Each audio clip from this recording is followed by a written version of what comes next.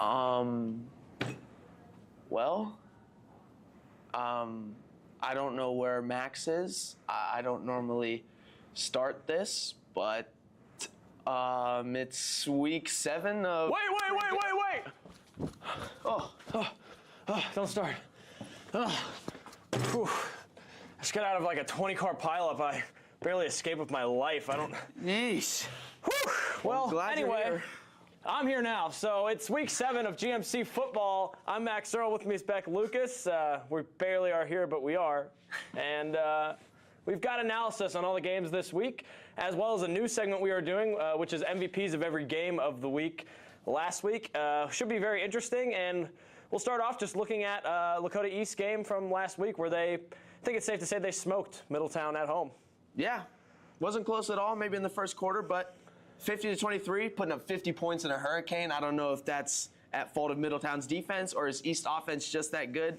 I got to say, I think it's the latter. I mean, JT Kitten has really hit his stride these past couple of weeks. You saw it at Fairfield, putting up 59 points, throwing 5 touchdowns in that game. And even in the sloppy weather, it's raining. It's been raining for a while. The field is damp. He still just looked comfortable in the pocket, delivering the ball downfield. And the receivers did a great job of catching the ball and holding on to it, even in that rain, in that mud, and that slop. So just really good job from this East offense. Yeah, and I was kind of shocked with how the game played out there. I really thought it was going to be a sloppy back and forth, running the ball kind of game, and they ended up airing it out. It seemed like both teams even weren't scared of throwing the ball downfield. Obviously, Middletown had to try to get those 2 receivers, Chandler Shields and Maximilian Johnson, involved. But I think credit to East defense as well. They pretty much shut those guys down.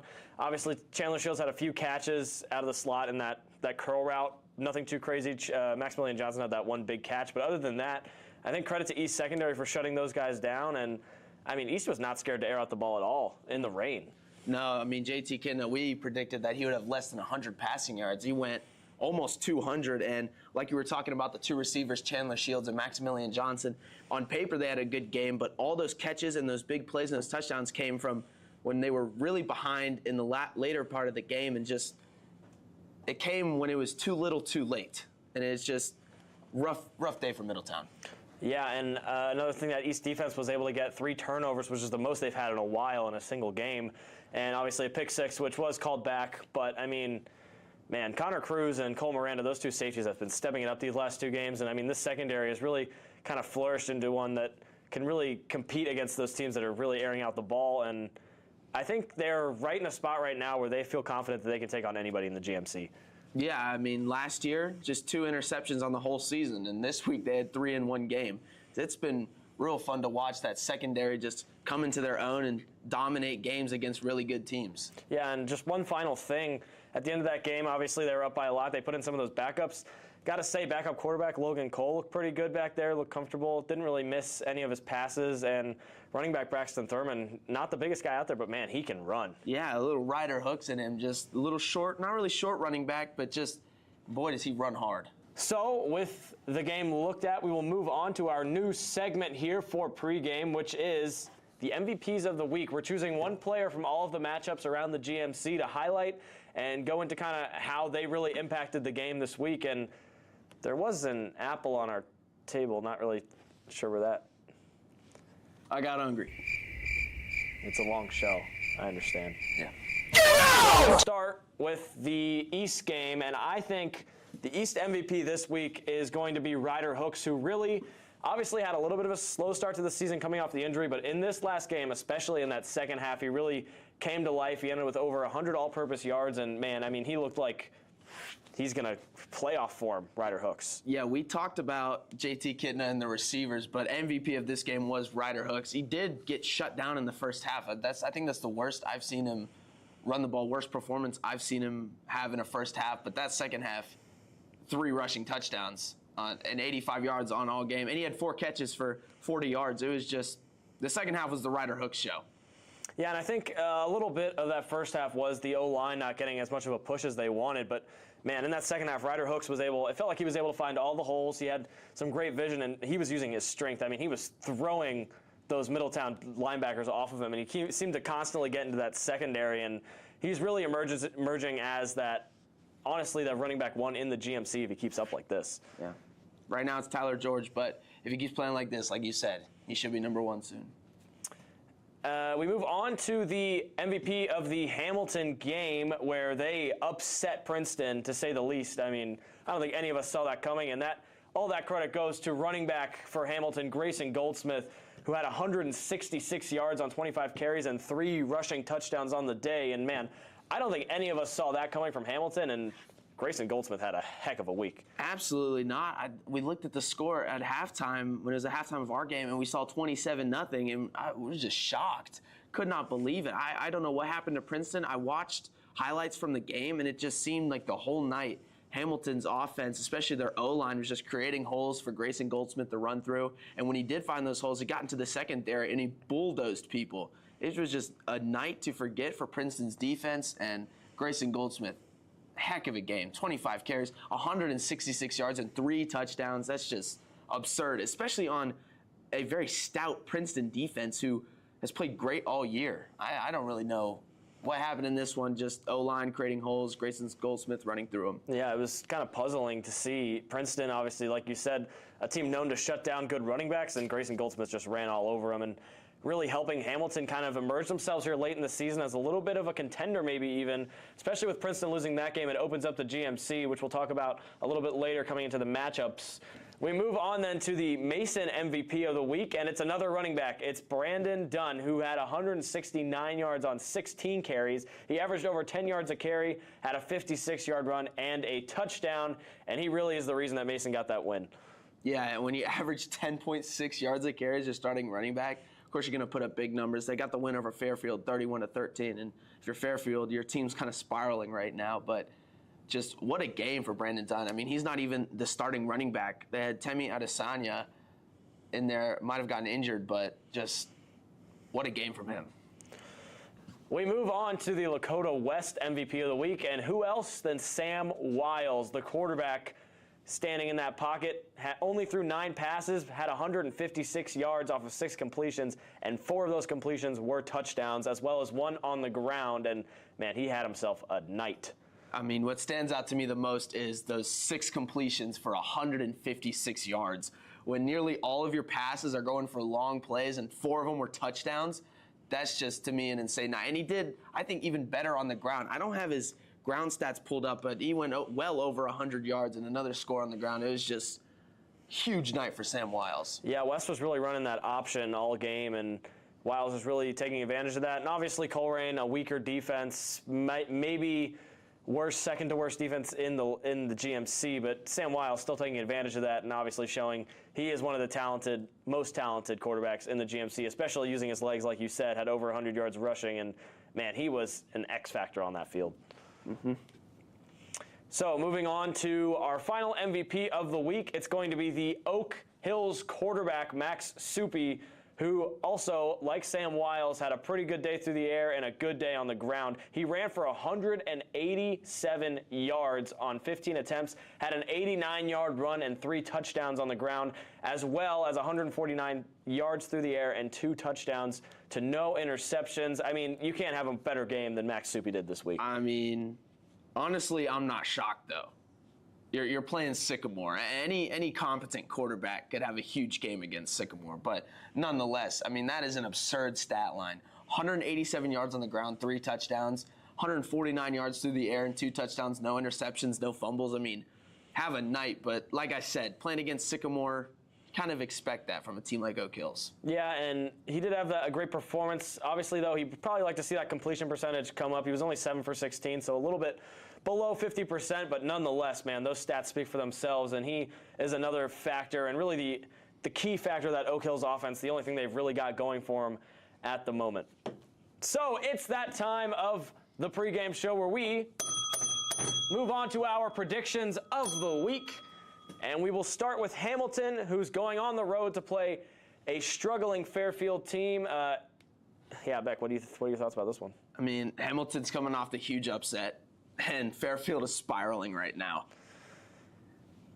I don't see this one being close. Hamilton is cementing themselves as one of the top teams in the GMC. That's what they're trying to do. Because right now, I believe they're 4th. And beating Princeton, they're showing like, hey, we're one of the top teams. So I expect another big game out of them. They're going to beat Fairfield 38-7. Yeah, I'm kind of in the same boat as you here. Hamilton's coming off of, I think is honestly the biggest upset of the season. I think everyone thought Princeton was just going to roll along, win the GMC. They had their chances to lose, and I mean, they played well. And beating East, we really thought that was going to be it for the GMC. But man, I mean, I don't even know what happened in that game, to be honest. Hamilton was just running all over them, and they are really emerging as a GMC contender with that being open now. And if they can get a few wins here late in the season, they have a shot at it. Fairfield obviously not had the best last few weeks, so I am kind of predicting a blowout here, 42-6 for Hamilton in this game. We move on to Mason at Middletown. This is our game of the week. It should really be a good one. Middletown started undefeated. They've really fallen off these last couple weeks once they started playing those top of the GMC teams, and I think they need a win here if they want to get back to being in the contention for at least being in the better half of the GMC. Well, yeah, well said. And honestly, this game is a toss-up. I really have no clue because Middletown, you started 4-0, but you're getting exposed by the top two teams of the GMC right now.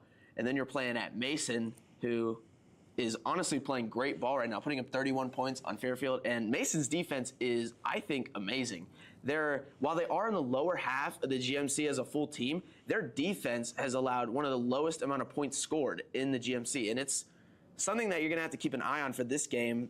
Middletown obviously has those two great receivers and a quarterback that can get them the ball, but interesting to see what's going to happen here. When Mason played East, and you know East's pass game is incredible, Mason shut JT Kidna down. I think he had his lowest amount of passing yards on the full season, so this one's going to be interesting, but I think Middletown, they're kind of wobbling right now, but I think they'll right themselves against Mason. They're going to win 26-13.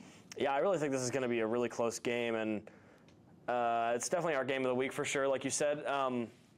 Mason has had some shines on defense, like you said. They are a pretty stout defense, but I think Middletown has kind of found their footing again. They had a little bit of success against East later on into the game, but it was obviously too little too late. And I think this is the game where Middletown kind of comes back and says, hey, maybe we're not the best in the GMC, but we still can't keep up with the GMC. And I think Middletown comes away with a 27-21 victory. So with that, we move on to Oak Hills at Princeton, and Princeton shocked everyone by losing to Hamilton. We've talked about it a couple times now, and it wasn't even a close blowout. They didn't score a single point. They're going to be angry this week. They're going to be fired up, and they take on Oak Hills at home. I think this is a game where Princeton gets back set right on their feet. Yeah. Oak Hills, I think, in my opinion, they're a subpar football team, especially in the GMC. They throw too many turnovers, and their defense has been exposed in the big games. And Princeton's going to play really angry after they got embarrassed by Hamilton, and they're going to want to win this one. I think they do it, 42-12. Yeah, I think Oak Hill's defense just isn't good enough to keep up with Princeton's offense that is going to be fired up to put points on the board. I think this is also going to be kind of a blowout. I do think Oak Hill scores a couple touchdowns. I think it's going to be 35-14 for Princeton in this game.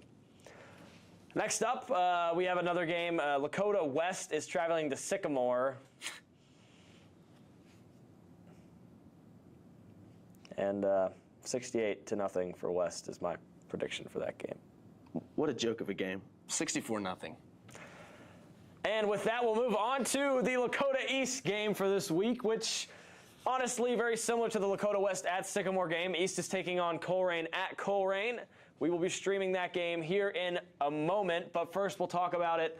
And I mean, this one shouldn't be hard for East at all. A chance for some of those guys to pad stats. Obviously, can't fall into a trap game, but Colerain hasn't won a game in over 2 years, and I don't think this is the game where they get that win. I don't think head coach John Kidna is going to allow East to fall into that trap game. Expect JT Kidna to have a huge night. I expect for the first time this year, he might get over 300 passing yards.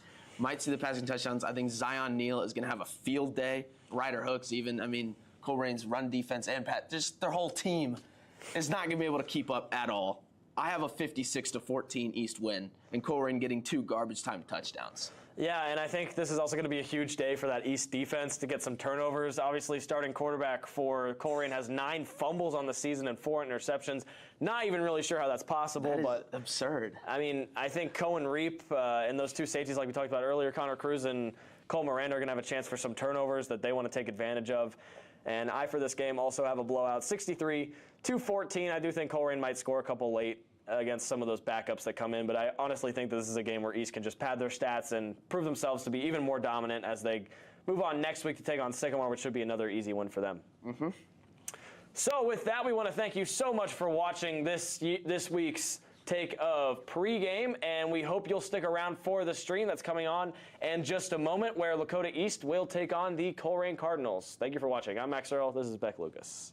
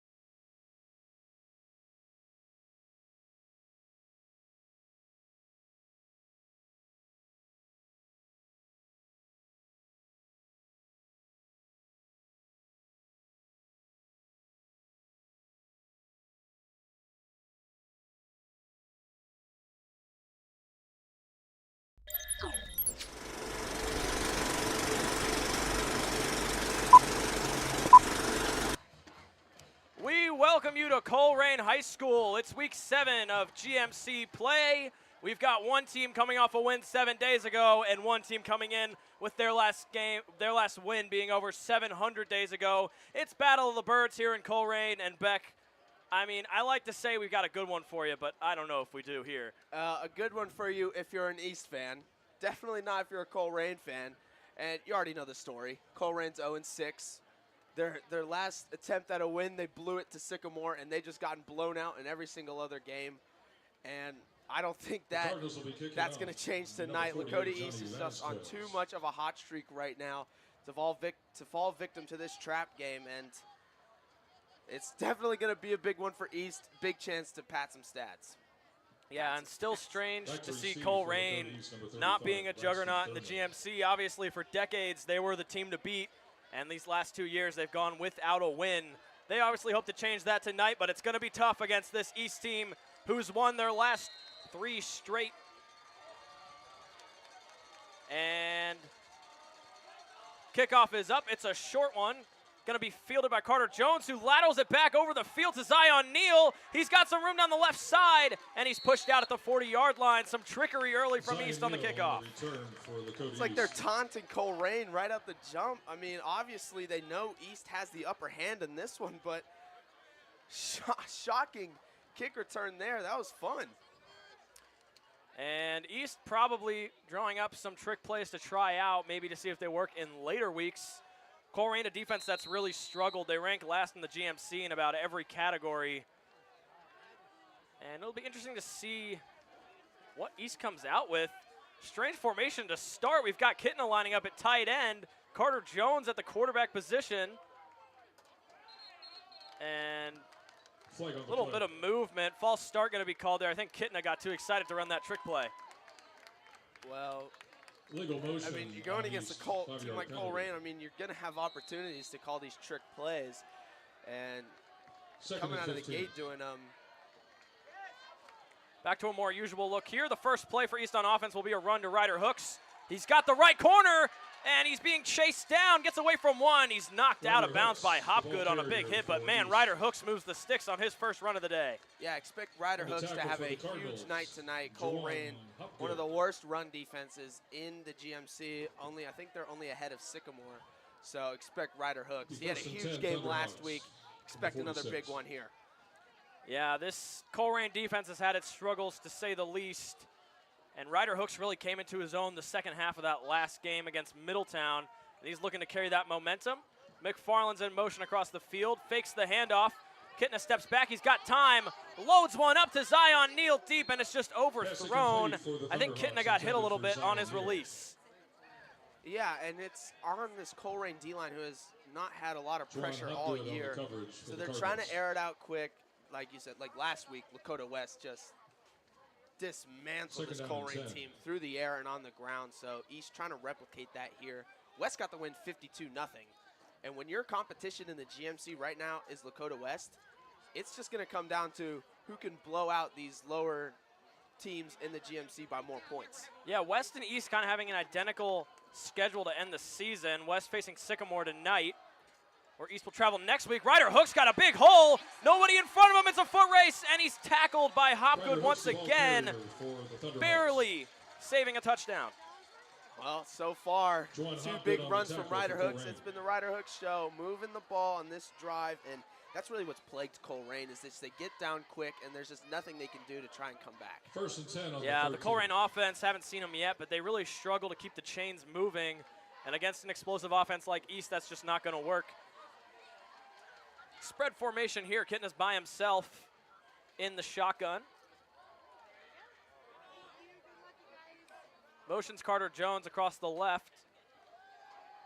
Fires it out to Jones on the left side, but it's over his head. That'll bring up a 2nd and 10. Well intended for Carter Jones. Well, the way they've been running the ball, I'm a little bit surprised to see them still passing down here in the red zone. It almost seems like they can just punch it in on one play, but obviously it's going to be a huge night for JT Kitna once he starts getting those passes in rhythm with his receivers. I think it's his first opportunity that he can go well over 300 passing yards. Kitna has surpassed 1,000 yards on the year, had 200 yards last week. This a handoff. It's a keeper. Fires it out to Neal. That one just wasn't drawn up correctly. And it'll bring up 3rd and 10. East behind on the sticks. Not a good look against Colerain. Yeah, and I'm a little surprised that his pass game has not been more in sync against this lackluster Colerain secondary. Just some missed throws from JT Kitna, but obviously as this game goes on, he's going to get much more in rhythm. Kitna looking to get into a rhythm. He's 0-3 to start through the air. Ryder Hooks in the backfield once again. Kitna steps back, fires one to Chris Boyer, and it's over his head. And that'll bring up a 4th and 10 and a rare sequence of incompletions for JT Kitna. Yeah, especially down here in the red zone. I mean, it was a great route from Chris Boyer. He was wide open, just a missed throw. And that's not something we've seen from JT Kitna all year. Yeah, and you think this is kind of a statement game for East. I think East and West are really going to be trying to top themselves on each other's matchups. Obviously, East traveling to Sycamore next week, where West is tonight. And West just beat this Colerain team by 52 points, like you said. And if you're East, you're just looking to put more points on the board. There's a flag down on the play. I think it's going to be on Colerain. Colerain jumped a little bit before East got set, and it looks like the East offense is back out on the field. I mean, obviously, it'd be a disappointment to not go down on the first drive and score a touchdown after you had 2 huge runs from Ryder Hooks. Just some missed throws from JT Kitna. Going to try and punch it in here. And if Colerain were to get this stop and not allow them to get into the end zone, that would be huge for them. So the offense back out on the field for what is about 4th and 5. They can get a first down and give themselves a new set of downs. Kitna will keep it himself. Got a lead blocker. It's Zion Neal. Colerain's defense is over him. He's trying to pass it forward. It's going to be an incomplete pass. And Kitna is just not in a rhythm early right now. Yeah, I'm not really sure what's going on, but that's a huge break for this Colerain defense. Downs, it'll be 1st and 10. For one of the first times this year is going to get a stop against one of these big-name teams, especially on the first drive. Yeah, that was rare to see. Just seemed like nobody on East was on the same page. Couple good routes, just not executing on the play. And we will see Colerain's offense for the first time tonight. They are led out by Sean Billups, their senior quarterback. He's had some turnover troubles. He's got 4 interceptions and 9 fumbles on the season. He's looking to work on that here. In the shotgun, Billups takes the snap. It's going to be an end around. And East trying to get a safety here. Colerain got to be careful not to end up in the end zone. I believe he's at the 1. I'm really shocked that Colerain would try and throw the ball backwards in that situation. Yeah, risky move. Trayvon Smith, the man with the ball at the end of that play. And like you said, rare to see a double end around when you're in your own end zone. Very risky play from Colerain. Well, I mean, at this point in the season, you got to just try anything to maybe get a spark against one of the teams you're playing and just try to capitalize off that, but nothing there. 2nd and 16. This is a keeper to Billups. This time he will keep it. On the left side, he's got a good block, but he's taken down by Connor Cruz after a gain of about 8. Brings up 3rd and short. Good run by Sean Billups there to start that Colerain drive. Yeah, and a lot of the times, 3rd and 4, I mean, almost every quarterback East has seen this season has been a dual threat, and they've had to stop those dual threat quarterbacks, and Sean Billups is no different. Standing at 6'3", he can run down the field. He has a long rush of 59 this year. So East got to be careful about that. Don't let him get loose and get into open field because he can run down the field quick. Billups by himself in shotgun. He's got Dante Jarman next to him. He'll keep it again on the left side, but that time East was there to sniff it out. The linebacker on the stop there. Sean Billups, the ball keeper for the Cardinals. I believe it's Miles Metz on the stop, and the punt team will come out for Colerain, and it's the team we see the most from Colerain this season. It's the punt team. Yeah, great job from East defense. 4th and 3. Getting that stop, not letting them move the ball and take more momentum. I mean, that East drive, you got 2 huge runs, just 4 incompletions in the red zone. It's not something you normally see. So good job from the defense, getting them the ball back. Hopefully Kitna's calmed down by now. Cooper Craig doubles as the tight end and the punter. He's pretty good at punting, averages about 31 yards. It's a little bit of a pooch punt, but it gets a good roll. Carter Jones returning for a touchdown last week, and he's got a little bit of room. Still cutting up field. Missed tackles. Once again, Carter Hopgood, Jones the on guy return that for the stops the Thunderhawks. touchdown, but there is a flag down. Flag on the play. On the tackle for the Cardinals, number 7, Juwan Hopgood. See who that's on. And really what's plagued the Cardinals this year are missed arm tackles. We saw it a lot against West, unable to bring down Sam Wiles. And they've got to work on that if they want to stop any of these offenses in the GMC. Yeah, and I believe they're going to call block in the back on East, so that'll back them up off of what was a really good return from Carter Jones. And going to have to see something here from JT Kidna. I mean, we expected him to have a huge night. Right now, he hasn't completed a pass. Yeah, and East currently ranked 35th in Ohio. Obviously, Colerain should be a gimme game. Colerain is ranked 396 in Ohio, but it kind of depends on how well East plays against this team. This could very well be a win for East, but knock them down in rankings, which they don't want. So Kidna's going to have to get in a rhythm here as he steps back on first down. Fires one out to Ryder Hooks, and it's over his head once again. Kidna's just got a little bit too much juice on his throws here early on. Yeah, almost a little too excited to get those throws Deontay out. German Now for the Cardinals on the coverage. double coverage. It was good coverage from Colerain. Will be second Too much down on the 10. throw, and this is not good for his completion percentage. Yeah, he was already at 60%. He wanted to be at 70. And like you said, this is really just hurting it. He's currently at 0%, yet to complete a pass. Very rare to see from a quarterback like JT Kidna. In the pistol, this is a handoff to Ryder Hooks. Big hole up the middle. Gets about 5 before he's taken down. Yeah, I mean, if Kidna's having trouble hitting on his passes, then you got to expect Ryder Hooks to get majority of the plays. The ball's put in his hands. Cyrus Murphy on the tackle yeah, the for two the big Cardinals. runs in the first drive, another solid run here, but now it's 3rd down and 6. And 3rd down and 6. this is a must completion for JT Kidna. 3rd and 6, should see a throw. Ryder Hooks checked out. Carter Jones, the shifty back, checked in there in the slot. He's motioned towards the backfield. Kidna steps back, looking for his first completion, and he's gonna miss it. Incomplete pass for Carter East, Jones was intended hit for on that Carter route. Jones. And man, some rare life out of this Colerain defense. Another Joseph 4th down Crooks. for Lakota East. This is The a tackle. shocking development, and they will Colerain. go for it again. 4th and 6. Can't fall victim to the trap game. Man, Kidna had a wide open receiver on the right, a misalignment, but he wasn't able to get the snap off in time. Looks like they're trying to get him to jump. And it's going to look like one of those punts from Kidna. This one goes straight up into the air. It's a shank. It's going to bounce straight up, and Chris Boyer will down it at about the 31-yard line. East is not happy with how they're starting this one. Yeah, this is Christopher somewhat Boyer. shocking. Colerain is It'll not. be first They're ranked and 10, 396, and their defense has been. Colerain. They allowed 52 points last week to West. Obviously playing with some pride. It's their homecoming night. Just trying to show that they're not as bad as everyone thinks they are, but Ball spotted on the 31. offense really got nowhere. And just East's offense just sputtering. Yeah, very rare to see, especially a team that's scored 50-plus in the last 2 weeks, to see them not even be able to get a first down. Yeah, and you saw him come out with Wildcat in the first play, and just ever since then, just can't do anything.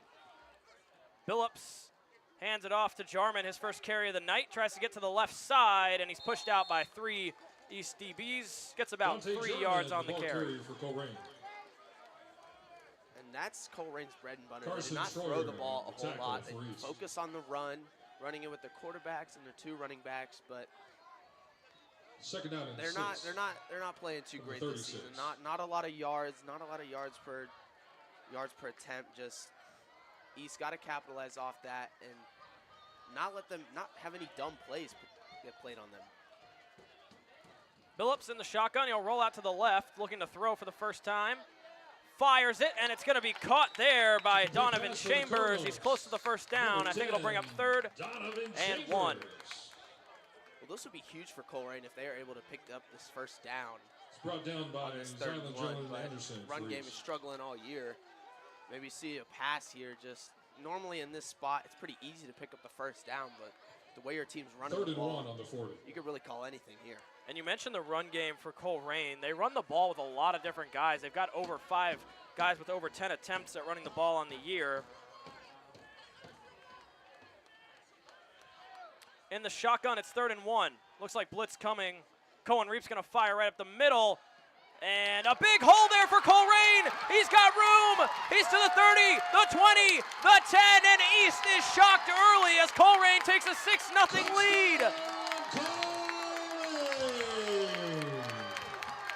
Number 33, Hayden Daniels. And I am at a loss for words here. East has just come out flat, and Colerain has taken advantage. What a run. I mean, that is surprise. I mean, East cannot let Colerain take momentum and take over this game. This would be upset of the century if this were to happen. I mean, Bernie Fielder, the running back for Colerain, who took it up the gut and took it about 50 yards for the touchdown. And East is now playing from behind for the first time since the first quarter against Middletown. And like I said, Colerain not used to being ahead against these teams, and now they are, and it's just seconds left in the first quarter. The Cardinals 7, East nothing. And East cannot fall victim to the trap game. I'd like to remind you to stop by our This has been a concession stand bad throughout the start game for tonight. East, We've to got say the plenty of drinks, least. a It's variety of homecoming night for snacks, candy, Colerain, and you hot wonder if that's dogs, giving them pizza, some all momentum. kinds of goodies for you. it must And also be a reminder, too, we've because, got I some mean, this Krispy game, Kreme donuts we for just expected $1. 0 Proceeds to go points, to the and it's marching like band, so be sure to they're stop already by up and 7-0, and enjoy all East needs the to figure out a way to good stuff we've got keep there moving the waiting ball on for you. offense. Also, too, Cardinals Nation, we'd like to invite you to join the Colerain Boosters for this new school year. So 5 minutes Just visit our left in website this at first www.colerainalumni.com. quarter. East has had no success It's moving the very ball fast, easy, aside and from a secure. couple of Your first membership downs will by help Ryder support Hooks. extracurricular programs There you here have at to Colerain, score now. I mean, they including all cannot sports teams, keep show this cards, game drama, close. It's just going and to the kill them in marching band. rankings. So we encourage you Yeah. to join today. But Thank at you. the same time, the big run just came from a open hole. Kicking That off for I the think it was a Cardinals, lucky number open 48, hole. Johnny Defense Vasquez. playing so good. That's not a testament to how they're playing right now. It's just found the open hole and just ran right through it. Defense gonna hunker down, gonna Back get to those receive stops for again. East, Not gonna number let that 35, happen again. Braxton But Thurman. now offense has to show some life and put points on this board. Yeah, I don't think anyone expected Colerain to be the first ones on the board, but they are, and they'll kick it off.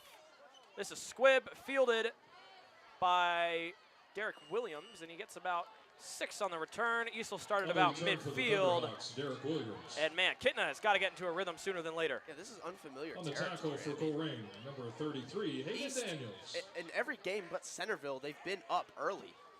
And now you're playing from behind against Number a team like 43 also, Colerain. Michael You start Shepard thinking on like, the tackle what the for heck's Colerain. going on? But just settle It'll down, be 1st and 10 get for back into East. this game. It can still be The the blowout 47. that everyone is expecting. So East is back out on offense. They need points.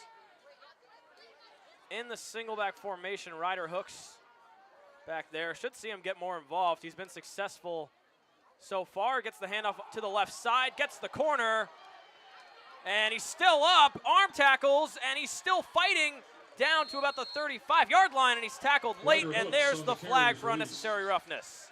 You never want to see that, On the especially if tackle you're for starting Colerain, running number back. 7, But Juwan Hopgood. There is a flag on the play. And immediately apologizing, there's Diore Douglas, the linebacker for Colerain. I don't think he meant to tackle Ryder Hooks that late. This is still going to be a free 15 for East. They get a break here. Maybe Yeah, a chance to get some penalties life in on this Colerain. offense. yeah, Personal got foul. it. Have to 15 score on yard this drive. penalty. And Ryder Hooks has been your only offense. Like we've been saying, Kidna just has to complete a pass to get into We that spotted rhythm. on Give the him some 23. confidence. It'll be 1st and 10 for East. So Chauncey Peck is checked in after that play where Ryder Hooks got slammed down out of bounds. East huddling up. They got the ball at around the 28-yard line now, the 23-yard line. Knocking on the door of the red zone. Kitna still looking for his first completion of the day. 0 for 5 to start. Steps back, and there it is. He's got Chris Boyer on the right side who makes the first corner miss, still fighting off another guy. Complete And pass man, for what the Thunderhawks, number 80, a Christopher effort by Boyer. Chris Boyer there. He gets about 8, and Kitna gets his first completion on the night. Yeah, that's what Chris Boyer can do when he gets the ball in his Juwan hands. I mean, Hopgood he is on the a tackle for the tall Cardinals. receiver who can make guys miss, and he will just, you saw with that stiff arm 2 guys out there, and 2nd he and is 3, an ball on the 16. imposing threat out there for defenses.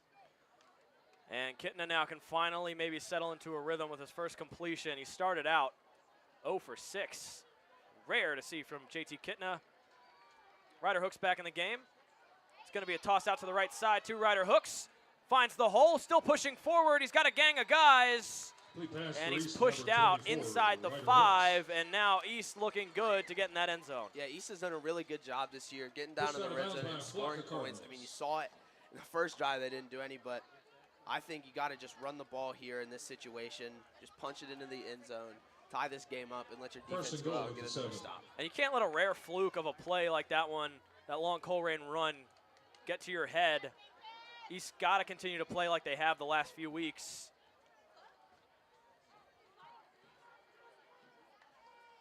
Hitting the steps back on 1st and goal. Fires one to the left corner of the end zone, looking for McFarland, and McFarland makes the catch over the head of the Complete for defender. East. The refs are going to mark him out of bounds. McFarland.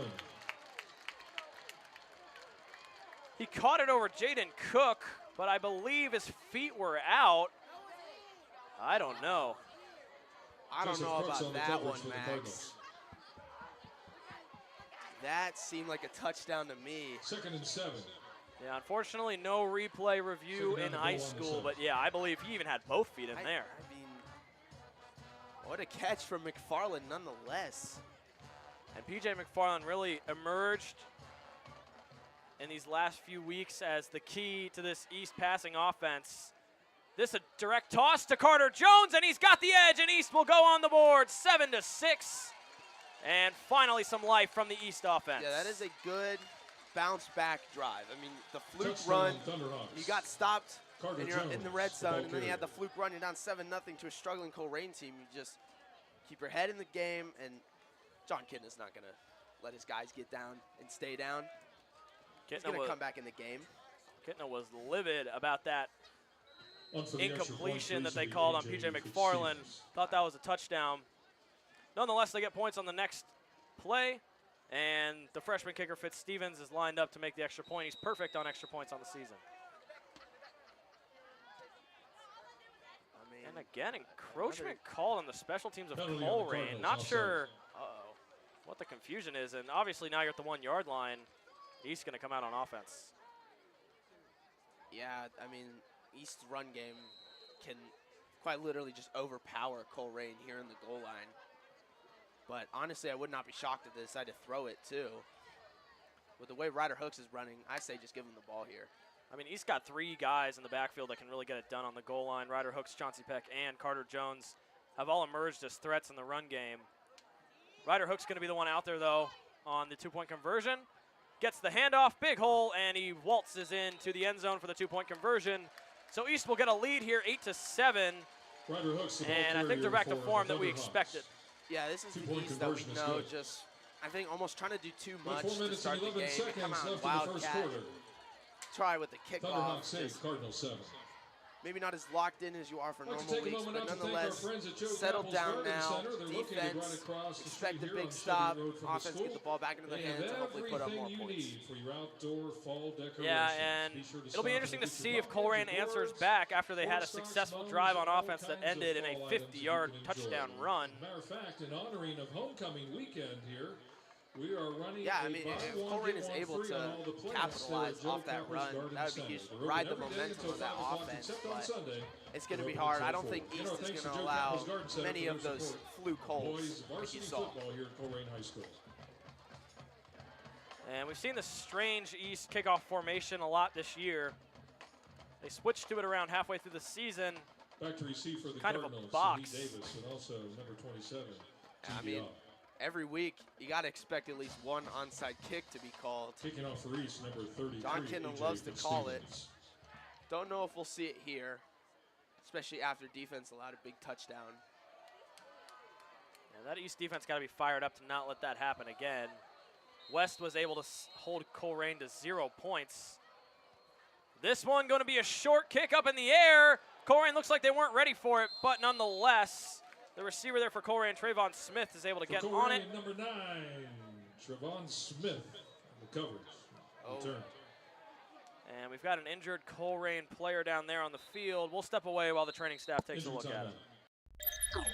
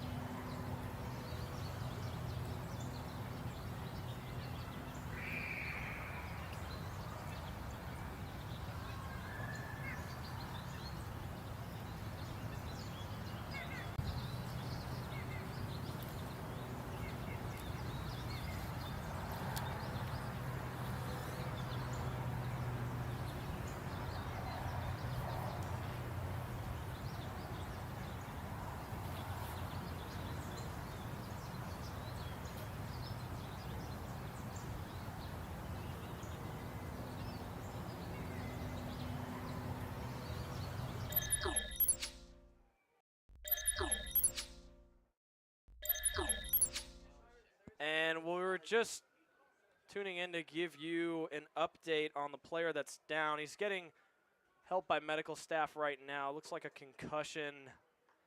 While they continue to look at him, we'll step away and we hope he's okay.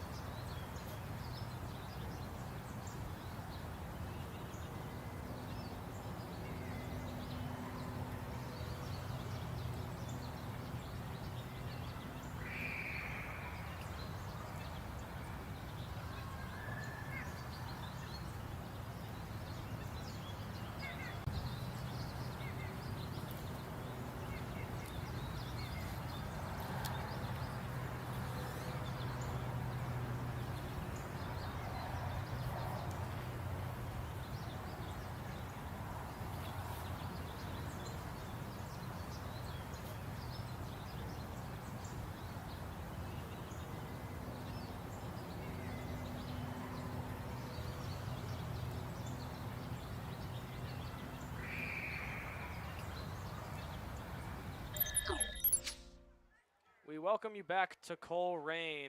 Blake Loggle, the player that went down, he's currently being helped on a stretcher to the ambulance. Both teams warming up, and we all up here in the booth are hoping he's okay. And after a scary injury. East is going to come back out on offense as they warm back up.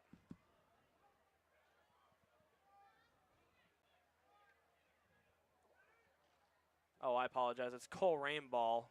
The injury happened on a kickoff. And while these teams finish warming up, we'll step away again. Stick with us.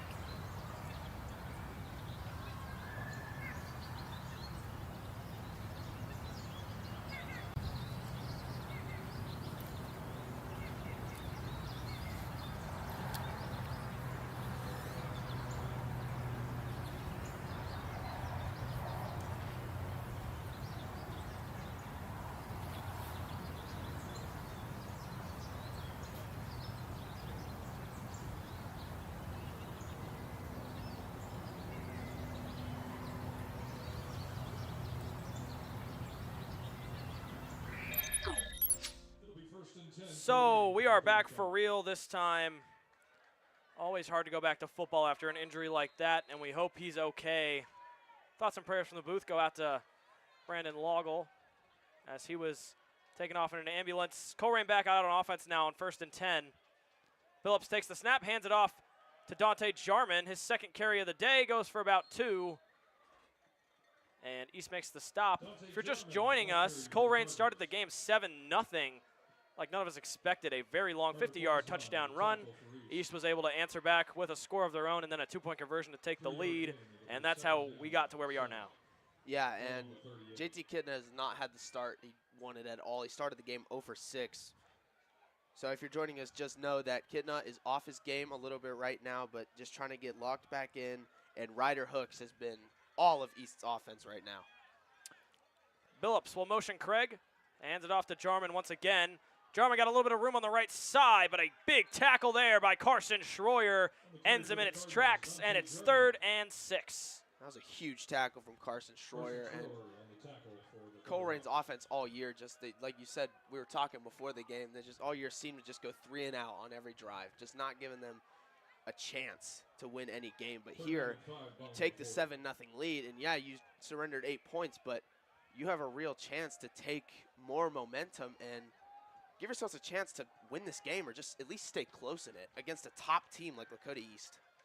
Yeah, and like we said earlier, Cardinals haven't really found their main running back. They've got 5 guys with over 20 attempts. As Billups is rolling out to the left, trying to find some room. He's tackled close to the first down marker by Cohen Reap, but he's got enough to move the chains. That was a huge run from Sean Billups, and we talked before the game, he has 9 fumbles on the year. So ball security is something that he is definitely thinking about in this game. He's thrown 4 interceptions, has 9 fumbles, 13 turnovers, in just 6 games, averaging over 2 turnovers a game. And it's like just got to keep the ball in your own hands in this one. So a new set of downs for Colerain as Billups gives the handoff there. And a gain of about 7. Hayden Daniels, the ball carrier for Colerain. Aiden Daniels on the carry. On the tackle for East. And this has been a little bit shocking. East so good at wrapping up tackles and making huge plays. Just tonight, these running backs, they just been able to run kind of right through them and evade these tackles. You saw Sean Billups scramble out for a first down. Just got to get hemmed in and make those tackles and stop allowing arm tackles to just where the running back can just walk right past you. Handoff to Hayden Daniels once again. We apologize for missing him earlier on. He's not listed on the roster as number 33. He's listed as number 0. We've got him now. He's the one that had the 50-yard touchdown run earlier, and he's really had the most success out of all those guys in the backfield in Colerain early. Yeah, and that run is now going to bring up a 3rd and 1. They're trying to go quick here. East cannot allow that hole to get opened up again. 3rd and 1, trying to sneak, but that East D line looks like they got the push. It's going to be close. It's almost impossible to tell where he ended up on that play. And where he's standing up looks short of the first down marker. And it will be 4th down and inches. So East D line stands strong on the QB sneak. Should see Colerain stay out there, though, on offense. Yeah, don't be surprised to see him go right back to it. But this could be a huge statement for this East defense to just get another stop. I doubt they're going to punt this. So from about, oh, they're going to bring out the chains for this one to measure it. So a crucial play. It looked from up here like he was stopped short, but we'll know for sure.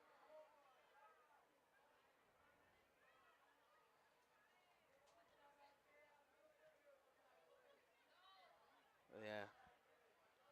And That's a 4th down. it is short. So East came up big on the QB sneak. Refs haven't signaled officially yet. Yeah, and he is short. So it'll be 4th and inches. And honestly, if you run this QB sneak, it's going to be hard to tell where the ball's going to end up. I think you have to go back to it, especially in this 4th and inches. And you got a couple inches on the last play. Just get a couple inches again and keep this drive alive. You haven't had a lot of opportunities if you're Colerain to just keep moving the chains on these big name teams. They struggle to move the chains on Sycamore.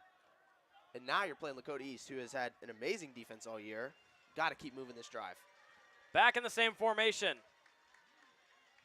They will hand this one to Hayden Danielson, and he pushes forward, and he's still going. A big first down for Colerain, and the chains keep moving. Hayden Danielson has been a huge player for Colerain in this first quarter. Had their long touchdown, and it seems all their positive plays have gone to him. Yeah, and really, we didn't really expect him to be the one leading in carries, but he is tonight. The linebacker, running back, dual threat, Hayden Danielson, continues to keep the chains moving for Colerain. Yeah, and this is somewhat shocking as an East fan to watch East struggle to stop this Colerain offense. I mean, you shut down Middletown and all these great teams, and now it's like you're playing the bottom of the GMC, and you're having some problems here. Fakes the handoff. Billups will keep it, but he is spun down in the backfield by Carson Schroyer, his 2nd big tackle of the game. Carson Schroyer has had some huge weeks these past couple of games. He's becoming on par with Cohen Reap, almost just 2 amazing linebackers for East. Yeah, East linebacker core has really stepped up this season, as we will finally reach the end of our first quarter, and we'll step away right after this break.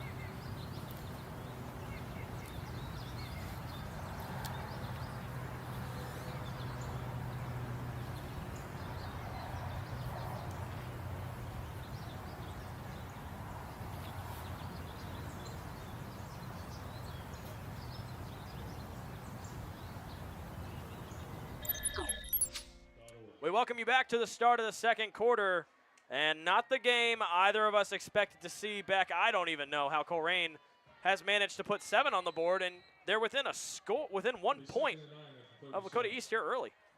Yeah, Colerain is shocking everybody right now, definitely shocking me, and they've been moving the ball on this drive. Flag there, going to be offside on the East defense. And Colerain just been executing well, and the East defense just has allowed some big runs up the middle. And really just scratching our heads up here in the booth. We did not expect to see this at all. Yeah, I'm not quite sure what it is. I mean, you have the long drive all the way from Westchester to Colerain, but I mean, what a job from Colerain, keeping in this one. And this is a game where even if East wins, if it's not by a huge amount, they can still very much go down in Ohio's rankings. Especially after Lakota West just beat them by 52 points. This is a different story. Another handoff to Hayden Danielson. He's had a good first half, and he's into the secondary. Another huge run, and it looks like Colerain found their starting running back. Well, East is going to have to do something to stop Hayden Danielson. He's been Colerain's entire offense in this one, and it's been really shocking to see him hit the hole. For a team that only put up 7 points on Sycamore, for them to come out and look like this is unbelievable right now. Yeah, we usually see Dante Jarman handling the bulk of the carries, but Hayden Danielson, the usual linebacker, has taken over that job, and he's been doing a great job at that. Billups will hand it off again, and another hole for Danielson, and he gets to the secondary for Colerain's second touchdown of the day. What is going on?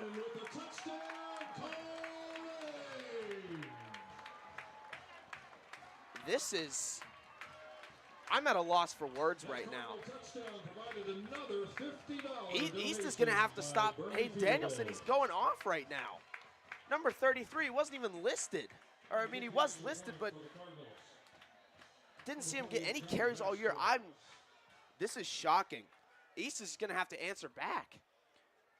The extra point coming here from Johnny Vasquez. And a ton of movement there before the ball was even snapped. I don't see a flag, though. Oh.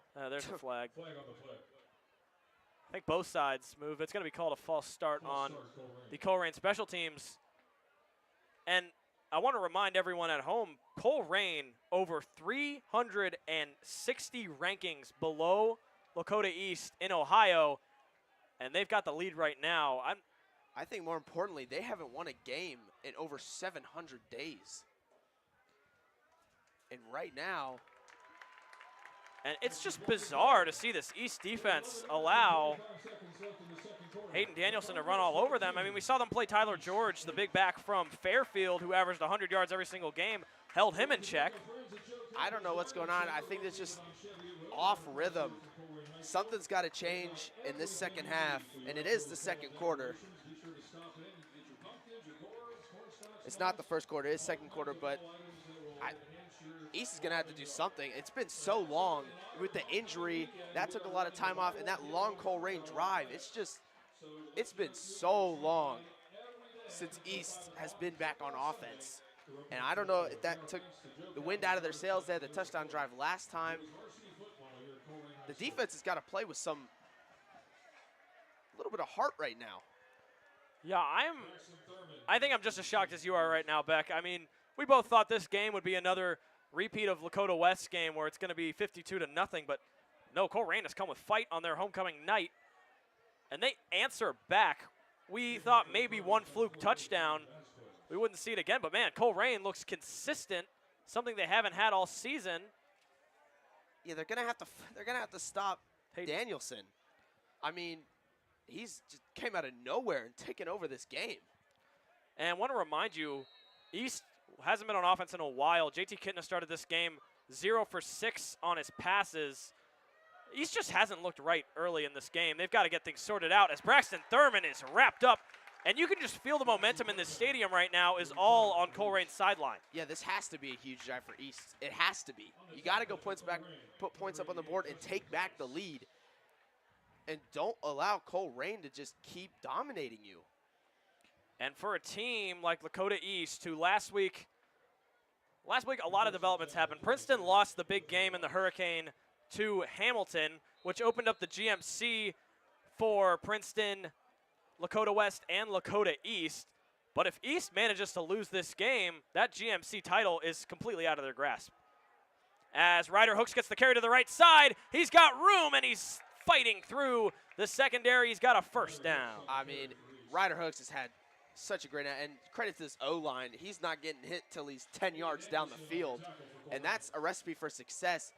East just can't allow their defense to be on the field for those long drives. Got to get quick stops and let East keep putting points up on the board. So 1st and 10. This time, first handoff to Chauncey Peck of the night.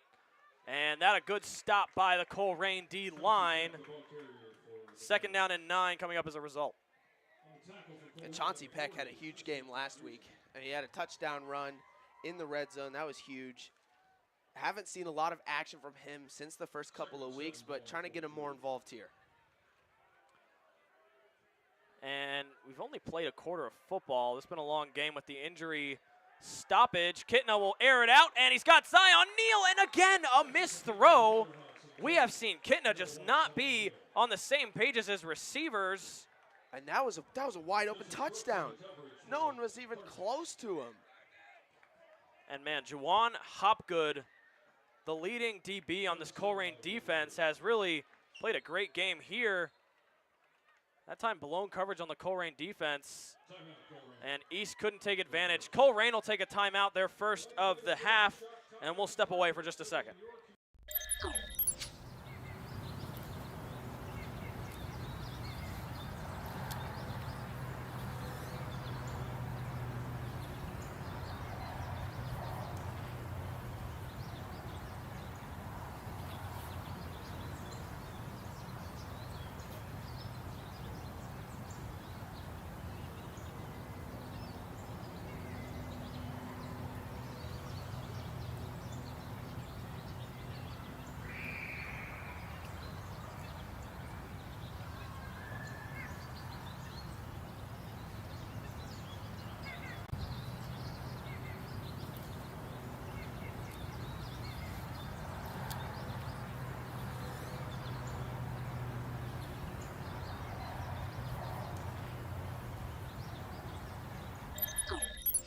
We welcome you back after the timeout by Colerain.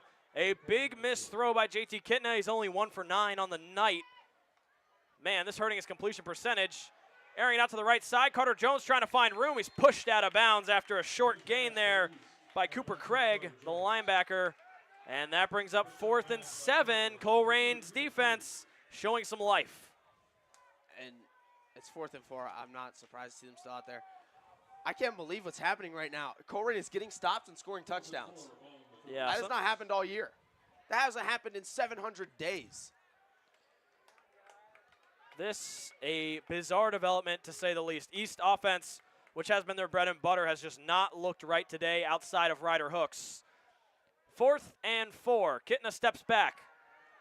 Fires one to Chris Boyer, and he's got the first down. His 2nd reception of the game, and Kitna's 3rd completion of the night. And I talked with Chris Boyer a couple of days before the game, and while he is one of the best receivers out on that field, he told me that they go to him when it's a big moment. When a big play has to be made, they go to number 80, and he's done it all year. He's had huge catches on 4th downs. He's had a couple touchdowns. He is the guy that they go to when they need the first. 1st and 10 for Kitna now. He steps back. Pressure comes, fires it to Ryder Hooks. Making room for himself over the middle. A good block there by Zion Neal. He's trying to get the corner, and he's taken down by Hayden Danielson, the running back. But what a run by Ryder Hooks, and he continues to look electric. I can't believe I'm seeing 33 out there on defense. I'm surprised they're not letting him rest. I mean, he is their only offense right now, but he has been everywhere tonight. Obviously wanting Colerain to get their first win since 2022. Homecoming night for Colerain, maybe giving them some extra momentum. But yeah, like you said, credit to Hayden Danielson. He stepped up now on both sides of the field, saving the touchdown on that tackle. Chauncey Peck will get his 2nd carry of the night and gets about 6 on the carry. East is staying ahead of the chains in the run game, but the pass game still just hasn't looked right. Yeah, Kitna's just been off sync, overthrowing his man, and that's all it is. He's just overthrowing it. If he gets just a little bit less on his throws, East could be up big right now. And you mentioned Chris Boyer earlier. We talk about Chris Boyer, kind of the T. Higgins, and Zion Neal, the Jamar Chase out there on the East offense. As we see him check in here on 2nd and 5. Zion Neal will get the end around, trying to find room, and a big tackle there. What a tackle there by Deontay Jarman, the running back. We see multiple guys playing both ways for Colerain here early. Yeah, and Colerain has struggled a lot with just arm tackles, just terrible tackling all year, but that time stopped Zion Neal right in his tracks. I want to apologize. That was Deontay Jarman on the tackle. 3rd down and 7 now. East fakes the handoff to Ryder Hooks, firing it over. Chris Boyer's got his 3rd catch, and he's still up, trying to cut back inside, and he's got a lane to the end zone. He's finally pushed out, and East is inside the 5-yard line. Chris Boyer, the only life in this pass game right now. Yeah, well, Chris Boyer refusing to go down on that one. That's what he does every time he has a ball in his hands. He just runs hard, gets a stiff arm, fighting for that touchdown, and now you're down here at the 4-yard line. I think you got to run it. Kitna finally looks like he's getting into a rhythm out there after that slow start. It's 1st and goal. Kitna will fire it to Derek Williams, and his first catch of the night will be a wide open touchdown. There's a flag down on the play, and it's going to be holding on that offense, so that touchdown's coming back. Oh, that is huge. That is. A little bit of miscommunication on the design screen. Someone getting a little too grabby there on the left side, and it erases Derek Williams, what would have been his first touchdown on the season.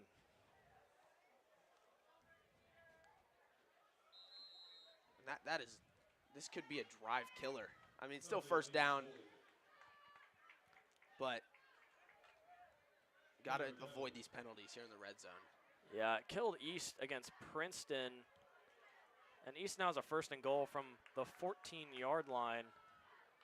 They've got ways to go to get in that end zone. Kitna steps back, fires the screen pass to Ryder Hooks. Ryder Hooks makes the first guy miss. Still up, and he's down to about the 5-yard line. So East does get the yards back on their 1st down play, and it will bring up a 2nd and goal from about the 5. Ryder Hooks is playing out of his mind right now. And now, huge play on 1st down. Back down at about the 6-yard line.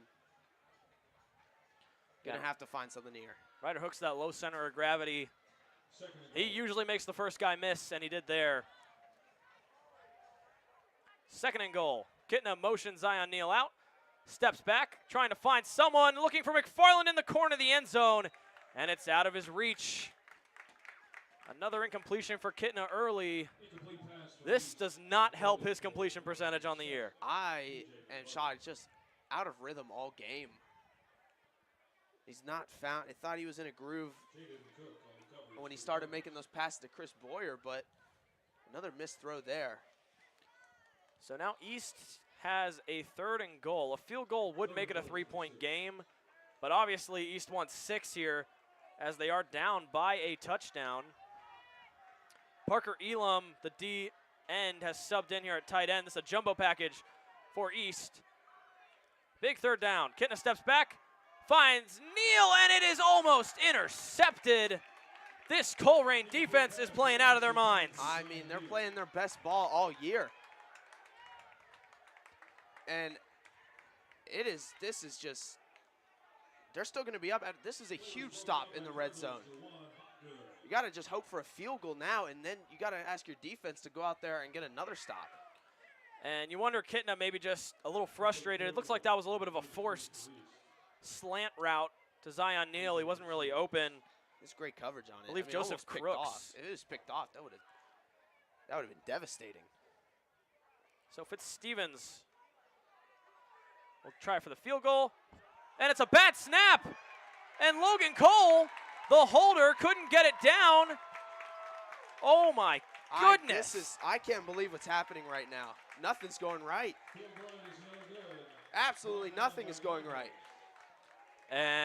But if you're Colerain, everything is going right. Man, their team is executing to a level we haven't seen yet this season. I mean, and all the momentum's on their side. Yeah, they have come out swinging. They want it more than East right now. That's all it is. They just want it more. And East has had some really dumb mistakes. Yeah, that should have honestly been a touchdown way earlier. Obviously, that hold that erased the Derek Williams touchdown. And like you said, could be a drive killer, and it was. Now East has to go out here and get a stop. They've been a great defense all year. Got to go out and do it again. Billups fakes the handoff, steps back, fires out to the right. He's got Craig, and Craig has some room, and he'll move the sticks for Colerain. And they continue to be efficient on offense. Well, they use Cooper Craig, that tight end, normally as a blocker, and he plays both sides of the field. And he's their punter. He plays it all, but he's a big target. If they can get him more involved, he could have huge plays for them in this game. And Billups really has played pretty consistently, too. I mean, had troubles with turnovers in the season, like we talked about earlier, 9 fumbles. He's been consistent. And obviously, Hayden Danielson, the usual linebacker, has been electric for that Colerain backfield. It's 1st and 10 from about the 25. Handoff here to Dante Jarman, trying to find some room. And looks like all of East defense was there on that tackle. Yeah, you got to get a stop on this drive. Yeah, you have to. Clock is ticking down. You cannot go into this halftime down to Colerain. Something's got to change, and when they do go into halftime, something's got to change. And just out of rhythm all game. And Colerain, want to remind you, started on defense, so they will get the ball first in the second half. And if they could score here, leave little time for East, and score again, I mean, this is... East has really just fumbled away this game with dumb mistakes. It's the only way to put it. So it's 2nd and 10 after the run for no gain. Billups fakes the handoff, steps back, fires it out, and it's caught for a gain of about 5. That'll be Gavin Colgren, the tight end's first catch of the season. They've done a good job of not allowing it to be 3rd and long. All of their 3rd downs have been from short yardage. And then you get a big pickup of 5 yards on 2nd and 10, especially through the air, where your team has really struggled through the air. I mean, Colerain has struggled on every part of offense. And Hayden Danielson checks back in for this 3rd down. The big running back has really been the entire Colerain offense in that first quarter. They moved it around a little bit more, and I think East just being caught off guard by Colerain using those tight ends. So Colerain will take a timeout for 3rd and 5, and we'll step away for just a moment.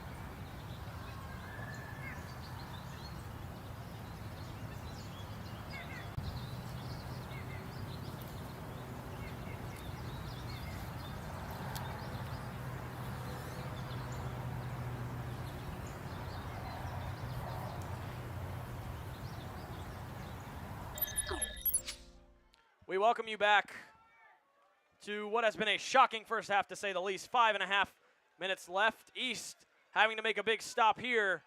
Colerain trying to continue this drive on 3rd down. Faking the handoff is Billups, and he's got a wide open lane to the right side. He's brought down by Cole Miranda and Enzo Chetnia, but it's not before he can get a 1st down. I mean, Billups' lanes have just been wide open all night. Lakota East not reading the play. They've been so good all year at just knowing the play before it's snapped. And just that read option is killing them right now. That's a 3rd and 5 that they allow Sean Billups to just walk to the 1st down. And they're moving the ball again. Yeah, and it's really strange to see. East obviously lost to Princeton, but they were able to keep the read option in check. And this Colerain read option has just been working flawlessly for them as Billups hands it off to Dante Jarman. He bounces out to the left, gets a little bit of room, and he's swallowed up after a gain of about 4, but Colerain is still able to stay ahead of the chains. I mean, East run defense all year has been so good at stopping them behind the line and just not letting them get yards.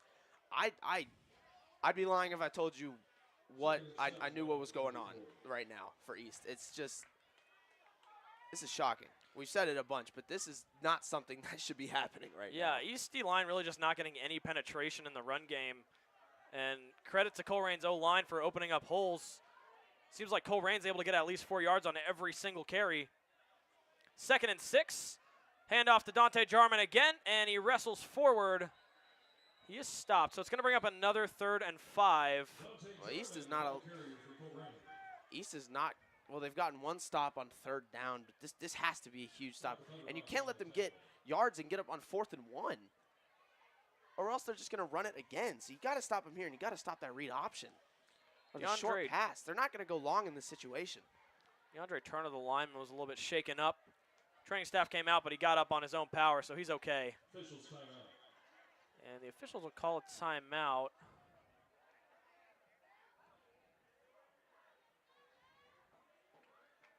I think giving Colerain a second to check on the O-line and make sure he's okay. Cooper Craig will sub back in. So an identical 3rd down to what we saw last series. It's 3rd and 5. You got to watch out for 33 in that backfield.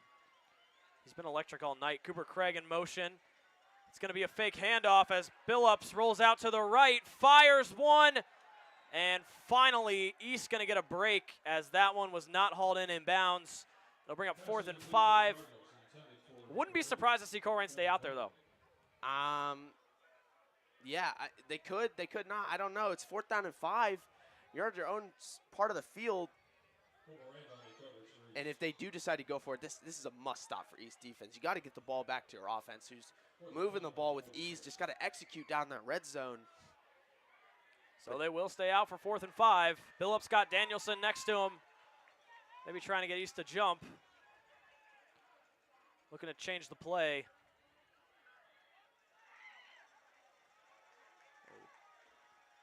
Hard count not going to work. Timeout called by Colerain. And looks like they never planned on snapping that one in the first place. So we should see the punt team come back out after this timeout. We'll stick with you through this timeout. And I mean, man, a big stop by East defense, but I mean, not a big stop we thought they would have to make.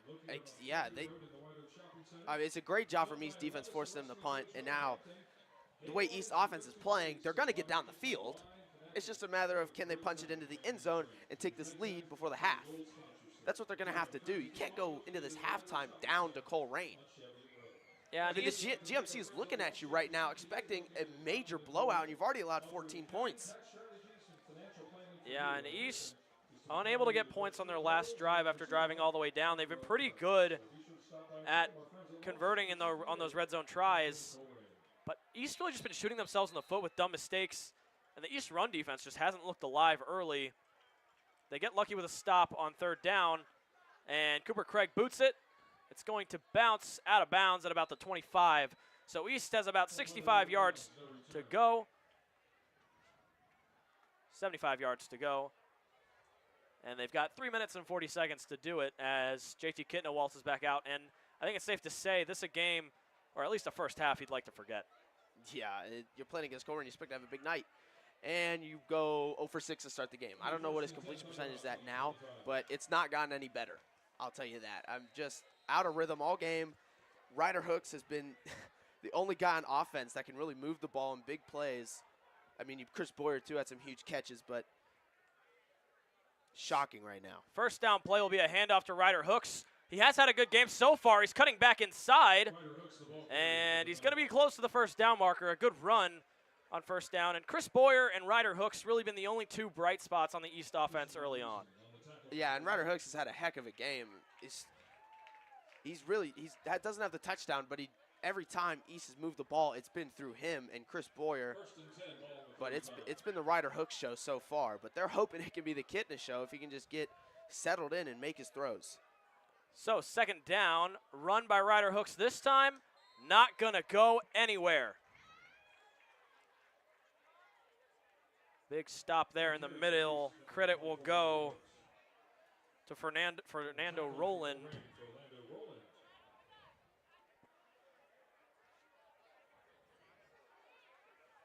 Second and 6. Sorry, 2nd and 8 for Lakota East. Clock has ticked below 3 minutes. Kitna steps back, looking to throw. Fires it to Chris Boyer, who's got another catch. His 4th reception of the night. It's going to be short of a first down. It'll be 3rd and 4, and a must convert for East. You know, Chris Boyer's had a huge night, but now you're in short distance. Ryder Hooks, the game he's had, expect a run to him or a quick pass to Chris Boyer. He's got to do something that's going to get. And it will be a handoff to Ryder Hooks, who blasts through and gives East a new set of downs. They're at about midfield. And a little bit shaken up there on that one. Lyman for East. He gets up, though. So Yeah. East finally moving the chains again.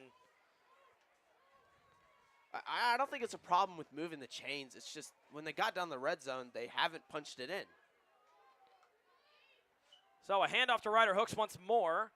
And he'll push forward for about 4. So they are staying ahead of the chains, but the clock is ticking. 150 left, and not a lot of urgency from the East offense here. Yeah, time is ticking away. Trying to get the last score of the half. Hopefully they go into the break up by at least 1. But just not a half that you wanted to have, especially in a game like this. You're going to have to put it behind you and come out stronger in the second half. Kitna steps back. Fires it there, and the first time tonight we'll see someone besides Chris Boyer make the grab. That one credited to Jaden Shea. And East moving the chains. Kitna trying to get into a rhythm. Hurry up offense now as the clock's starting to run out in the first half. Firing it up, it's a dangerous bobble. Chris Boyer not able to bring that one down. I mean, it's not even so much the throws. Some of the reads have been questionable too, just off his game right now. But hopefully he comes out in the second half and plays like the JT Kitna that we know. But this first half, just shocking from Colerain. And Jaden Cook, the DB, is still down out there. We'll step away while the training staff looks at him.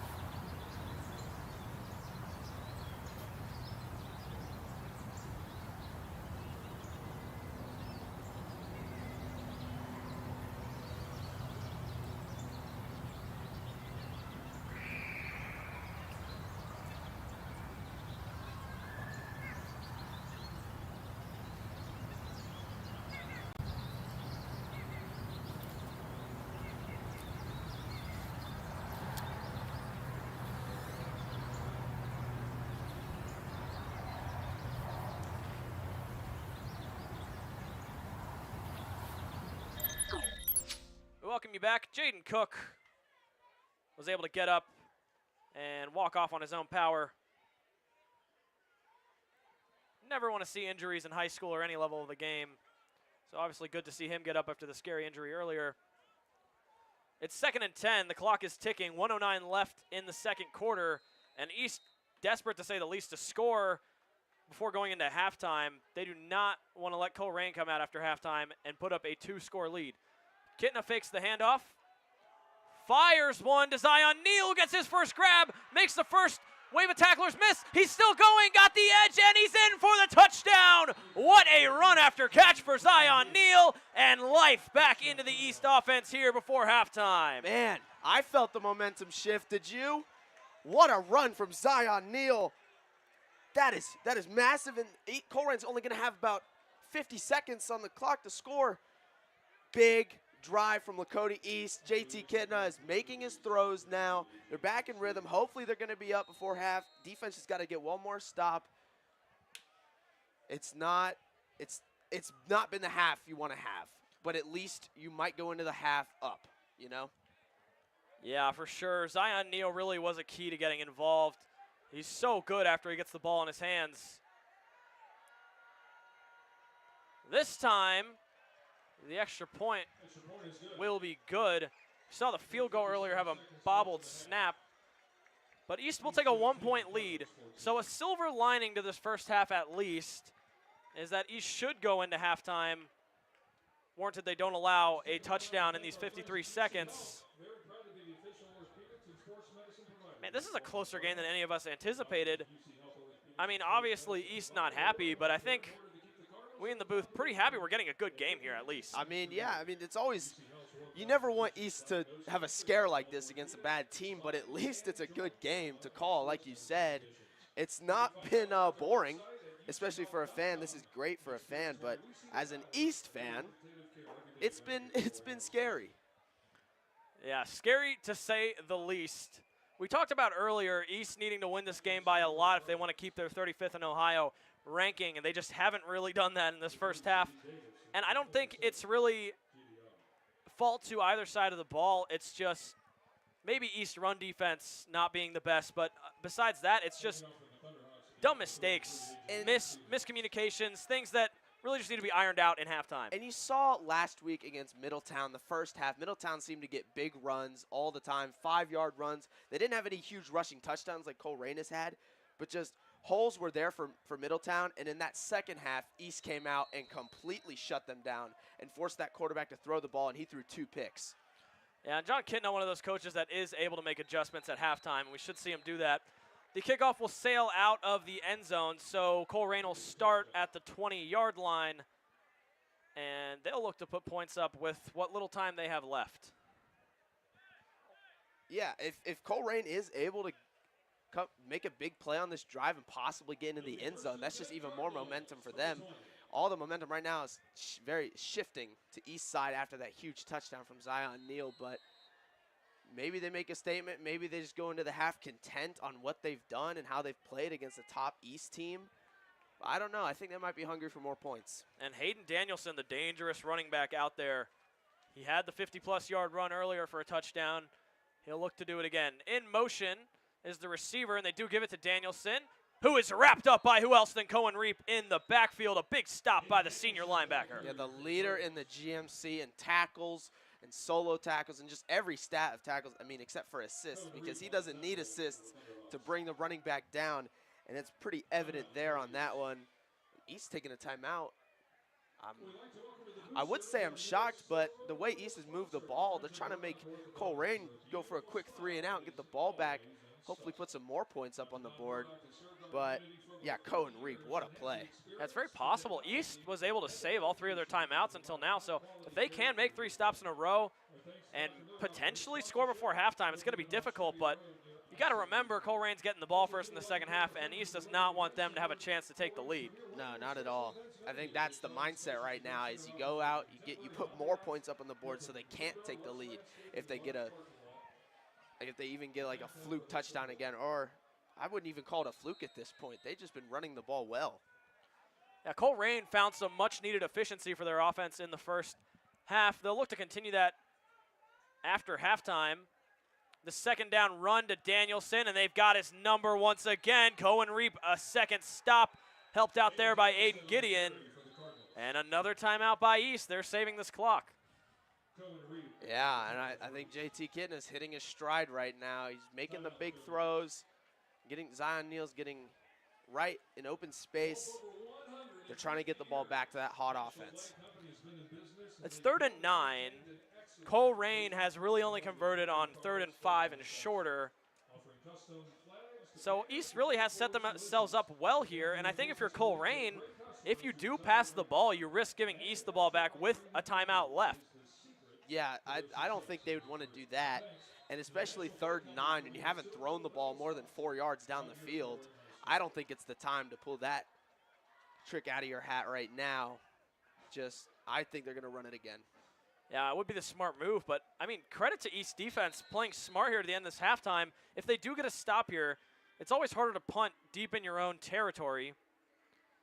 3rd down, it's going to be a keeper to Sean Billups, who reached out. It wasn't close to the first down marker, though. It'll bring up 4th down. East will stop the clock, and we should expect to see Colerain's punt team come out and give East the ball for one more try before halftime. It was a big stop from the defense, not allowing them to go anywhere. And East, I expect passes along the sideline. I mean, Colerain's secondary's gotten exposed all year. Can East do it again and put more points up on the board in just 37 seconds? And the scoreboard might not show it, but East has had some mismatches in Colerain's zone defense. West was able to take advantage of that a lot last week. Kitna was a little bit off in the first half, missing some guys, overthrowing it a little bit, but he had Zion Neal earlier, which would have been a touchdown. He had Chris Boyer earlier get open, which would have been a touchdown. And I think with Kitna getting into a little bit of a rhythm here at the end of the first half, he's looking to probably score going into halftime. Yeah, he's playing great all of a sudden. Didn't come out, like you said, didn't start the game like that, but he's hitting his stride right now. And don't forget, Carter Jones, the returner back there, had a kick return touchdown last week. He's dangerous when he can get into a little bit of space. Should see Colerain just kick it away from him, but they are going to boot it deep. This is a good punt. And Carter Jones touched it. It's still out, and Colerain jumps on it inside the red zone. What a mental mistake by Carter Jones. I can't believe he touched that ball. I don't know what he was doing. I hate to criticize the team, but wow, I don't there's think no saving that. I think Carter Jones thought maybe, wow, this punt is rolling way too far back. I've got to make a play on it. And he just did it in the worst possible way, muffing it. And now all of a sudden, Colerain is in the red zone, 25 seconds left. They've got a timeout.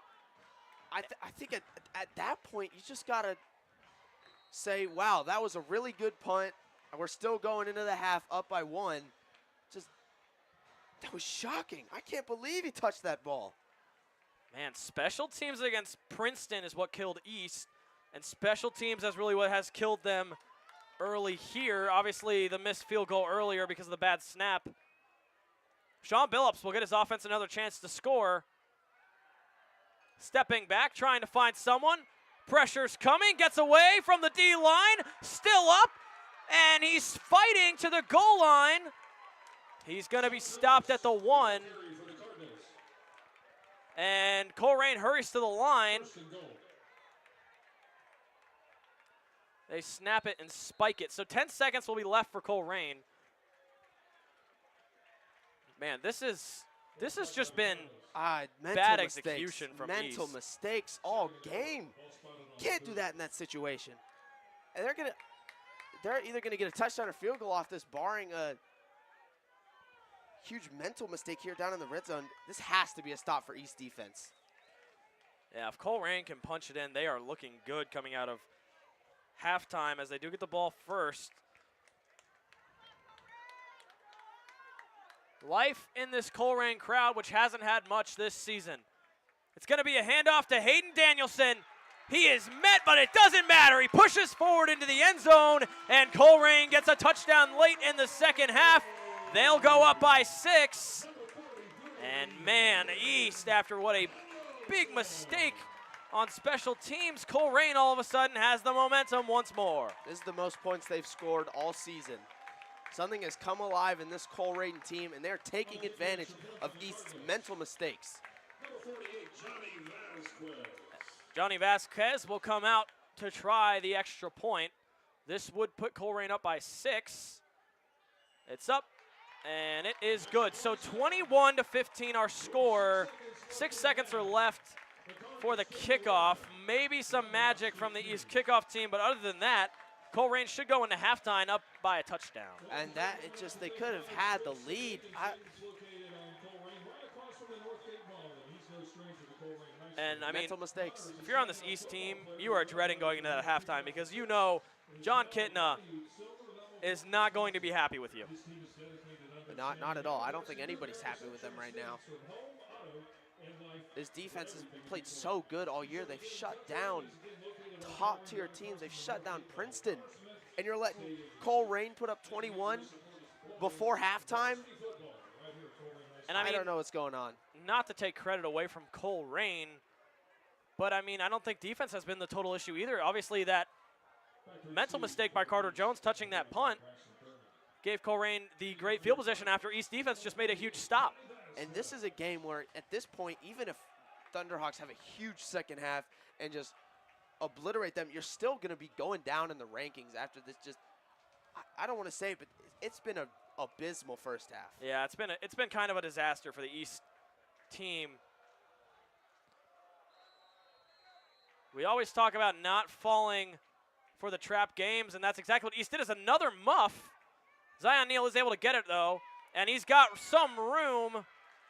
Clock will tick to all zeros. There's a flag down though. And that's the end of the half. Right now, score Colerain 21. Let's see what the flag is. There's a flag on the field. I don't believe half can end on a. Personal foul, face mask. It's going to be a face mask on Colerain, so I don't believe the half can end on a personal foul from the defense. So East will get one play at least. They're going to get a chance to maybe take this lead back, but this is not what you wanted to have to do. With the penalty, East is going to be past midfield with all zeros on the clock.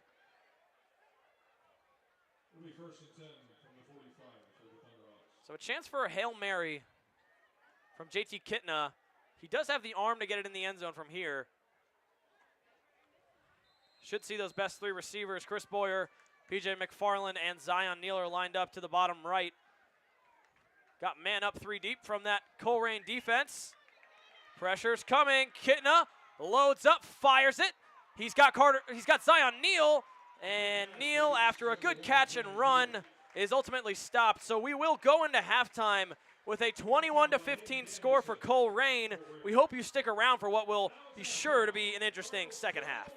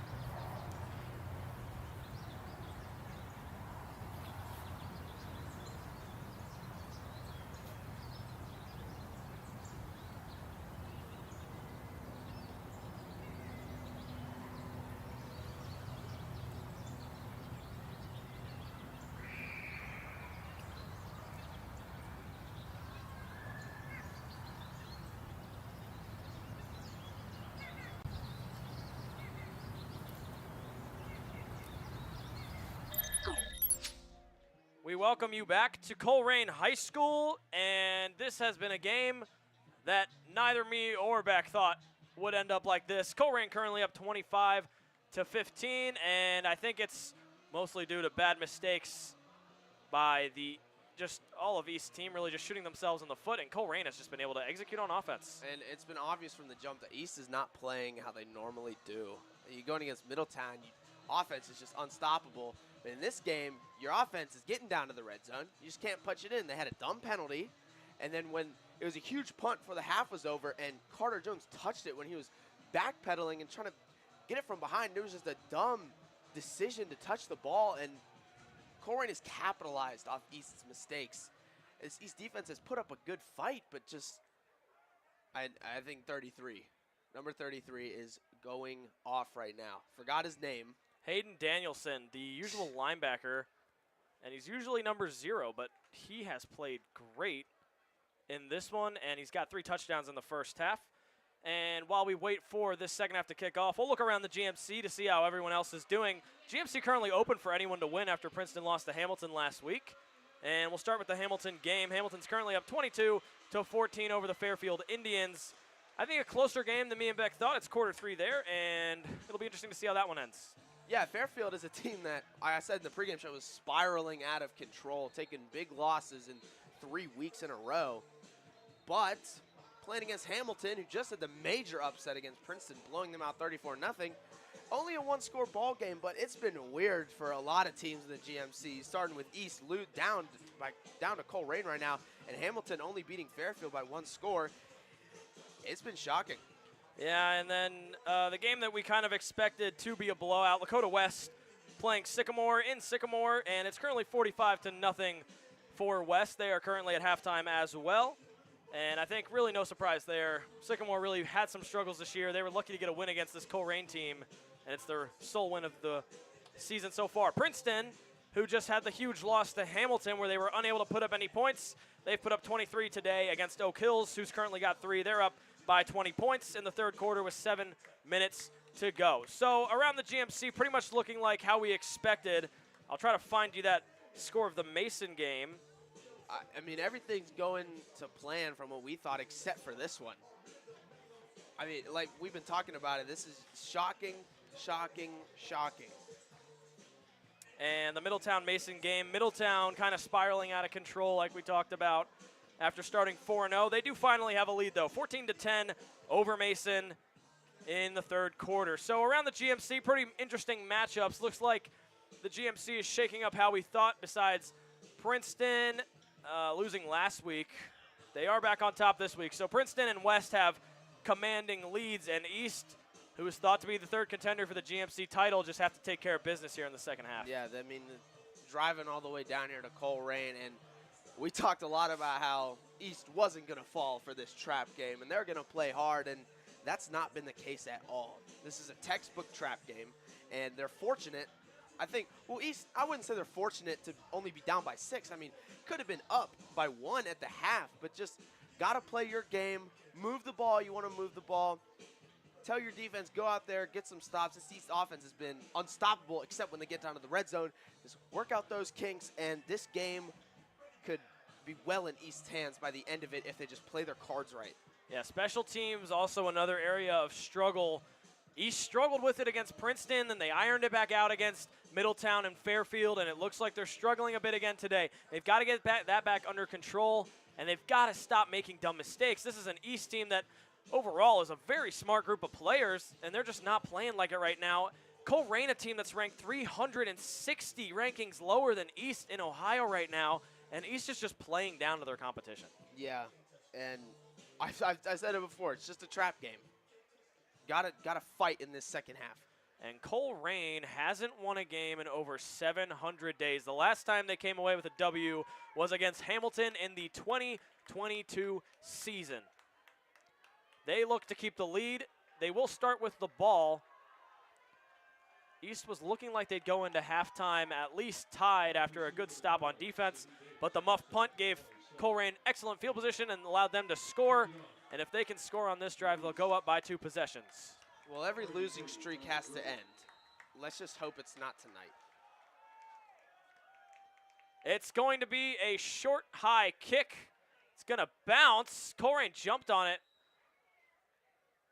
Maybe not the smartest play by Colerain there. Looks like they could have let it bounce out and start at the 40, but nonetheless, Colerain will start at about the 28-yard line, and this is a team that's really just been headlined by a run game that struggled earlier in the season, but they've got it in check today thanks to Hayden Danielson, the big running back. Yeah, he has provided the spark that Colerain needs. He has been breaking tackles, having huge runs right and left, and if you're East, that's the one guy you got to stop. But when he's not running it, Sean Billups is taking it himself and scrambling for first downs. Just got to stop those two guys, and you could be in business. And this East team, one that's faced a good amount of read option offenses and has shut them down. So it was interesting to see this run defense just make so many holes for Colerain to run through.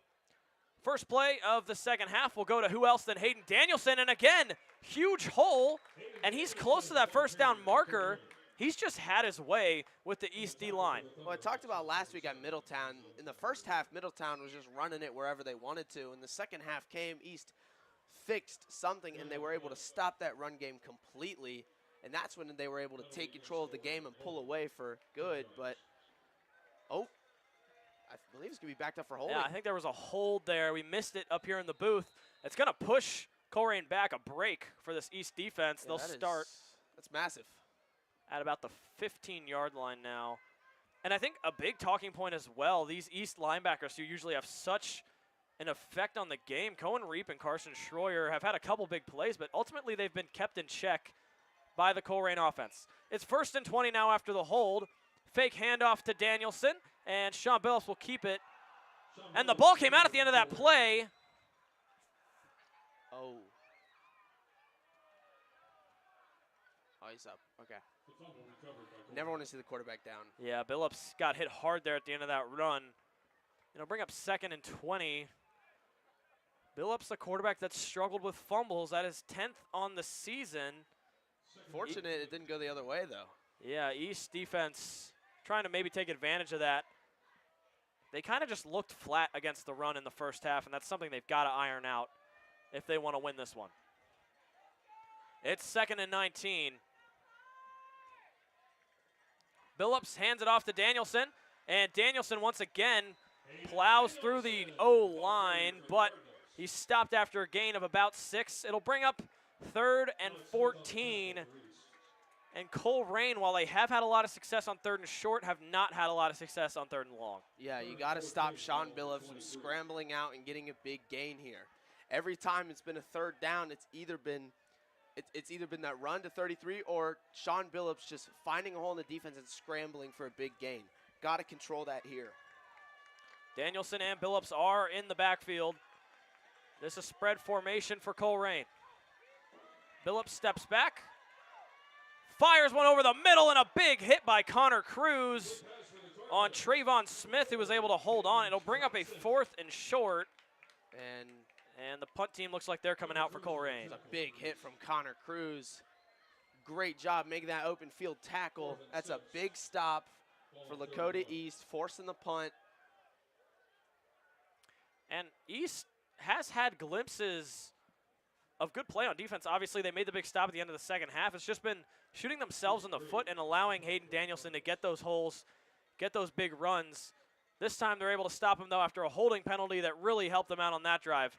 Carter Jones able to field this one after he made a big mistake in the first half. He's trying to make up for it here. He's got room, and he's down to the 40-yard line. A good return by Carter Jones, and he didn't let that mental mistake earlier in the game affect him on that return. Yeah, and that's the reason why East is down right now and not ahead by 1. It's just at end of that half, the mental mistake on the kickoff or the punt return, but good job there not muffing the punt, not letting him get to him, and getting a big return. But I don't think it wouldn't even have mattered if he got stopped right in his tracks where he was. This East offense is really just gelling right now, especially that run game, and Kitten is getting more fired up as the game goes on.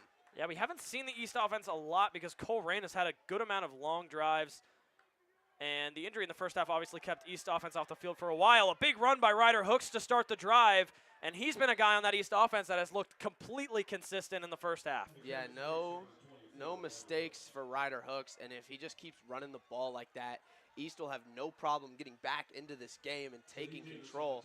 Just got to reduce the mental mistakes and make sure the defense gets your stops. It's 1st and 10. And Kitna tried to get the D lineman to jump. The flag does come now. Flag on the play.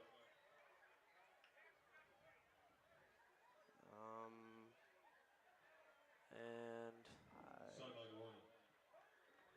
I'm not sure what. Yeah, interesting call. The ref told the coach to back up on the sideline. They're not going to give East a free 5 yards. Getting a little bit of miscommunication. Does get it out to Ryder Hooks. He's got some room. He's into the secondary. The flags fly. He beats the secondary into the end zone. He's all the way in, but there's 2 flags down on the field. I think it's definitely going to be holding. But if that was a huge run nonetheless, but unfortunate holding call. Orlando Rowland on the tackle for the Cardinals. Man, a huge run by Ryder Hooks, who was looking for his 2nd touchdown of the night. Penalties on East, holding. And yeah, it's going to be a hold on Lakota East. Apologies there, that would be his 1st touchdown of the night. Ryder Hooks has got 4 on the season. Obviously wanted a little bit more. He started the season off a little bit slow coming off the injury, and he thought he had his 1st of the night there, but an unfortunate hold. We saw a hold earlier in the game just end an East drive. They can't let that happen here. Yeah, that's unfortunate, but the way you've been running, I think you go right back to it and get even more yards. So it's 1st and 10 from midfield now. Kitna steps back, fires it out to Carter Jones, who bobbles it. Incomplete pass for the And Thunderhawks. another mental mistake from the East offense. Kitna has not been able to get into a rhythm, and his receivers haven't either as a result. Yeah, the passing game has not been what it normally is tonight. And it's been the real reason why East has not put up as many points as they want to. Kitna back in the shotgun. Fakes the handoff to Chauncey Peck. He's got McFarland, and McFarland finally will get his 1st grab of the night. The big tight end was 2nd in receptions on East coming into this game, and he's finally getting involved here in the 2nd half. What a big catch from P.J. McFarland, and he's bending over. He's probably shaken up after that one. That was a huge hit that he took, but great job able to hold on to the football. Shows his toughness that he's still out there ready to run the next play. Yeah, PJ, a very exciting prospect. He's got interest from a lot of colleges in the area already. Only a junior, but man, he can make an impact on the game as the handoff goes to Chauncey Peck, and he finds a hole, and he's got 1 man to beat. He's so good in the open field, and he's all the way into the end zone. No flags this time, and East takes the lead back. Big run, big moment. East coming out of this half hot, the team they normally are, and Chauncey Peck had a huge run last week against Middletown to punch it in the end zone. Another one here, and East is just exploiting this lackluster Colerain run defense right now. Just holes are wide open for them, and they're just, every time the ball's in the running back's hands, it's a big play. If they can make the extra point, they'll take the lead. We talked a lot about Ryder Hooks, but you can't forget about that running back too, Chauncey Peck. He had the 98-yard run earlier in the season, which is the franchise record for East. Had a big run last week for a touchdown, and he gets another one today. Kick is up and good, so East does take the lead, exactly what they wanted out of halftime. Yeah, I mean, at first half, it was a textbook trap game, and they were not playing as they normally do. But they are fired up now, ready for the defense to go out there and make another stop. This offense is looking unstoppable right now. Just get rid of the mental mistakes, and you're good, because this defense is going to get some more stops. Yeah, and I think you got to rely on that run game if you're East, because the pass game simply has not been working. There's no other way to put it. Nothing has been really going for them through the air. And if you're Colerain coming out here, you cannot afford to not score on this drive, because if East can make 2 stops in a row, get another score, it's really hard to come back against this East team. And especially if you're a team that's not built to come back. I mean, they were not, I think this is the first, no. They were down by 1 in the second quarter, but I was going to say this is the first time they're going to be down in this game, but that's not true. But they were up early, 7-0, and they've rode that momentum to keeping this the close game that it is right now. And if this game gets out of hand, you're not a team that's built to come back. Yeah, no one on Colerain has over 25 receptions on the year. Trayvon Smith, the leader in receptions. They don't really like airing it out deep. Sean Billups much more comfortable running that option. Yeah, and so far it's worked for them in this game, but as the game goes on, your running backs are going to get more tired, especially if they're playing both sides of the ball. It's going to be hard to keep up. Kickoff fielded at about the 5. They will take it out, and a good stop by the coverage team. They continue pushing him back, and Colerain will have to start inside their own 15. Well, this is what East wanted to do coming out of the half. Just take control. Don't let any momentum, no dumb plays for Colerain. And right now, I think momentum is all on East side. Yeah, this East defense just has to step up the run defense. Yeah. Allowed too many yards in the first half. It all kind of started with that first drive where they let up a big hole, and Hayden Danielson was able to run a 50-plus yard touchdown in. Correction, the penalty is on Colerain. PA guys giving us mixed signals. Yeah, it's going to be a face mask on Colerain, so they're pushed back even further in their own territory. They'll start at about the 14-yard line. Faking the handoff here, Billups drops back, fires one deep, and it's way overthrown. And looked like Alexander Smith wanted his first pick of the year, but he was just barely not able to get under it, and that was the first time we've really seen Colerain air it out. Yeah, you just talked about how they don't like to air it out. The very first play on offense, they do. Ill-advised throw. I mean, there's 3 guys all around him, and they didn't have any space to catch that football, and just overthrown, almost an interception. And Billups not really a guy that likes to step back and throw like we talked about, and you wonder if he didn't have any other reads on that play. Maybe coming out of halftime they talked about taking a shot deep, and he just figured why not. A screen pass here to the right side, and a good run, a big hit there by Cohen Reap, lays out the boomstick on Trayvon Smith and ends his run in its tracks. It'll be 3rd down and 4. It was a good job by Zion Jones-Anderson, keeping him contained and going at his legs. Allowed for Cohen Reap to get in there and lay the hit. Cohen Reap finally becoming a factor. He was a little bit slower than you'd definitely think he'd like to be in the first half, but showing why he's such a factor on the East defense. It's 3rd and 7.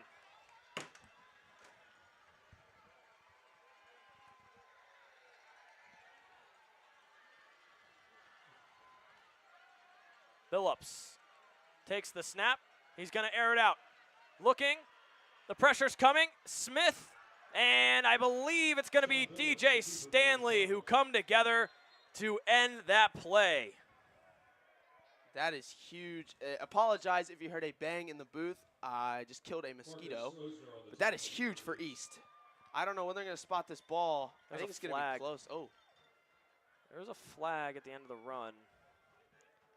It's going to be on Colerain. So Colerain will be pushed back a little bit further. It'll discourage them from going for it, and the punt team will come out. And the punt team's been good in this game.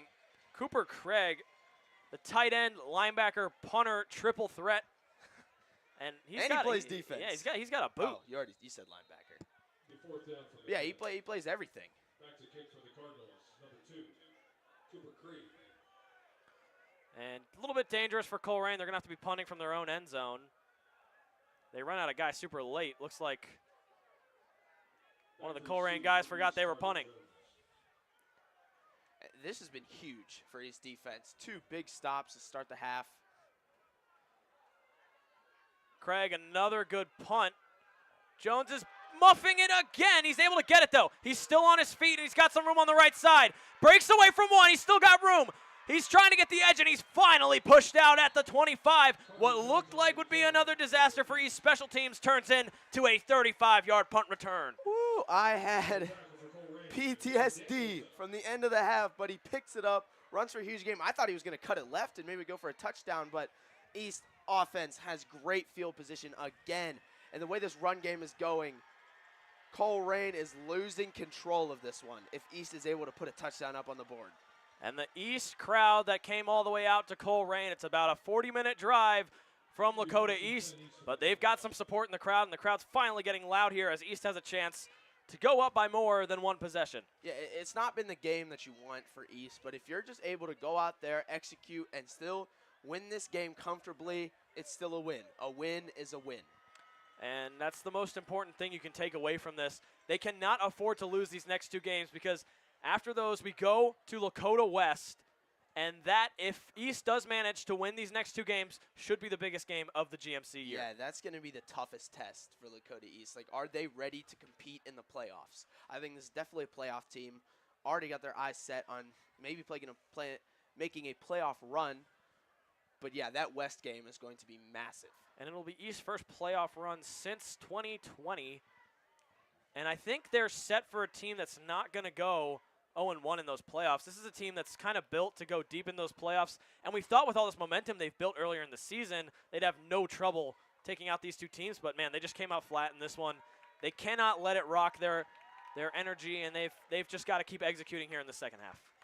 Yeah, and defense has been playing great. Offense scoring the touchdown. Just got to keep that momentum up. So it'll be 1st and 10 from far into Colerain territory. East already almost in the red zone. Fake handoff to Zion Neal. That one's tipped. And lucky to avoid it going anywhere near a Colerain defender. And, man, this Colerain defense has played much better against the pass than either of us expected. Yeah, that is a probable catch and maybe a first down if that ball isn't tipped. And what a job that time. One of those D linemen got their hand up. Heads up play by the Colerain defense, 2nd and 10. This a handoff to Ryder Hooks, and he's got some room. Still fighting. It was hard to see from up here, but he gets about 8 yards. Yeah, and that's huge on a 2nd and 10. It's going to bring up 3rd and short in the way they're running the ball. I would be shocked to see him call a pass play here. Yeah, Ryder Hooks has really been averaging about 8 yards a carry tonight. And obviously Chauncey Peck was able to finish off that last drive with that big run. These 2 East running backs are so dangerous when they can get into the open field. And Ryder Hooks almost always makes the first guy miss. And a good hard count by East. They'll get a free 5 yards and a new set of downs. It hasn't happened a lot this year, but when they have gotten that hard count to work, it has been in big moments. And that is just a 3rd down that they did not have to run. And it could have brought up 4th down, but that's huge. New set of downs, closer to the end zone. East has to capitalize here. And Colerain has finally, for East, been backed up on their heels a little bit. Maybe getting a little antsy to get off the field as they jumped on that play. 1st and 10. Not 1st and goal yet, but they are at about the 12-yard line, and that time Ryder Hooks is swallowed up by Fernando Rowland. He makes his 2nd big stop of the night. Yeah, I think it's the first time this night that he has been just swallowed up. Couldn't go anywhere on that one. And on the first drive, East threw the ball 4 times down in the red zone, and they had a wide open touchdown that Kidna just overthrew. Maybe they'll go back to that here. I don't think Chris Boyer is in the game right now, but it was to – oh, he is on that right side. Yeah, watch Chris Boyer, the big receiver. He's matched up one-on-one on Jawan Hopgood, who is the best corner on the Colerain defense. Kitna steps back. Looking, pressure coming, and it's going to be a huge sack for the Colerain defense. Kitna not a guy that usually goes down, but he does on that one. A lot of extra contact at the end of that play, and there's flags flying. A huge mistake, and Colerain is incredibly angry at number 70 of that D-line. This would be terrible for Colerain if this goes against them. They just had a huge play. You cannot let this happen. I wonder if it'll be on both sides, though. I believe Amani Todd, that D lineman, he's getting a talking to from his coach. He was just wrestling for that ball for no reason from Kitna. Kitna was already on the ground, and a huge mental mistake by Colerain. This is going to bring up 3rd and a mile. Personal foul, Cardinals. Yeah, it's going to be a personal foul on the Cardinals. So it'll be, I think, is it a 1st down? Fans obviously not happy, but I do think it's the right call. That was too much contact at the end of that play that was already clearly dead. Yeah, well, the refs haven't signaled anything. They haven't moved the ball up any. They did signal the personal foul, but there is a 2nd flag in the backfield. So either the penalties will offset and they'll replay the 2nd down, or they'll get a free 15. Either way, the big sack by Colerain has been erased.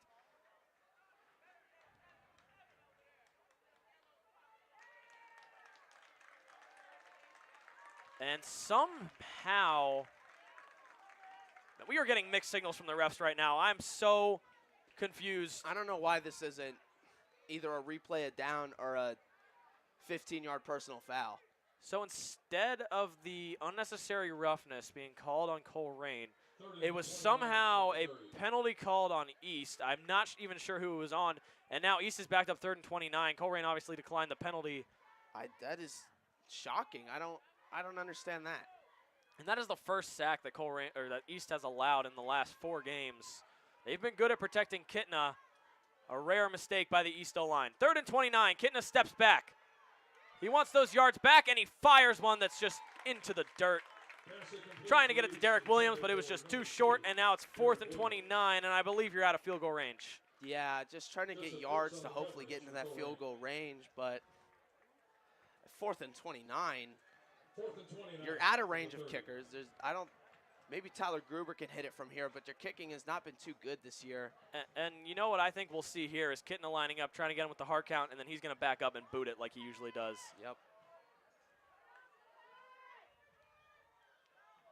Yep. And there it is. Nobody on. That one, maybe too much power on it. It's going to go out of the back of the end zone. So a touchback. Colerain will start at the 20. East is still up by 1, and the defense has played good in the second half. But, man, that was such a bizarre group of plays. And East has done a great job all year of not allowing penalties kill their drives.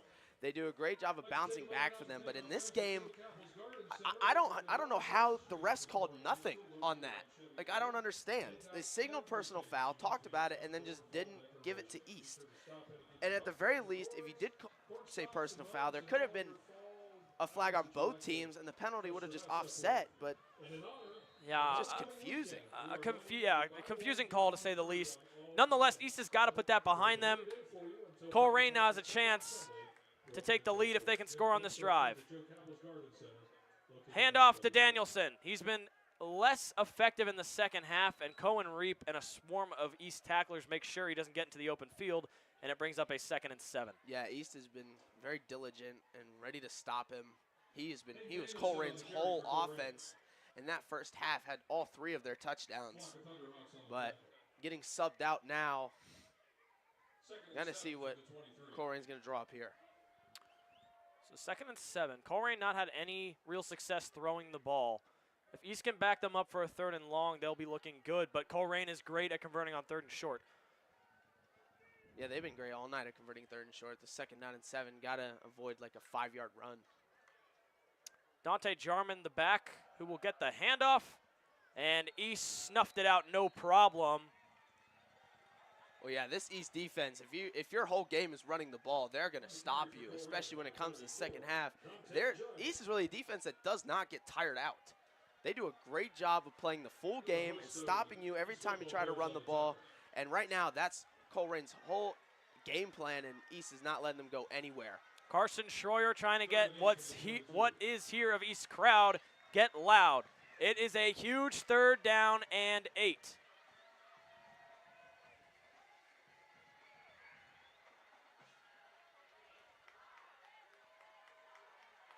East crowd on their feet. You hear the cowbells. 2 minutes left in the 3rd quarter. Billups takes it, rolls out to the left, trying to find someone, airs it out, and it's intercepted! A huge pick. Cohen Reap makes the interception. What a play by the East defense, and they come up big when it matters most. Yep. Turnover. I mean, that's his 14th now this year, and big play from Cohen Reap, and his defense is playing lights out in this second half. Cohen Reap, the leader in tackles in the GMC, the leader of the East defense, and now he's got himself an interception on the season. This setting up East in great field position, and this is the chance they need to go up by more than a score and be able just to run this game out. Kitna, handoff, right side, Ryder hooks, makes the first man miss, makes the second man miss. He's still up, and he's wrapped up after a gain of 7. Ryder hooks picking up right where he left off on the last drive. Well, another 5-yard run for Ryder Hooks, and he's really what's kept East offense in it. Without him, this game could be completely different.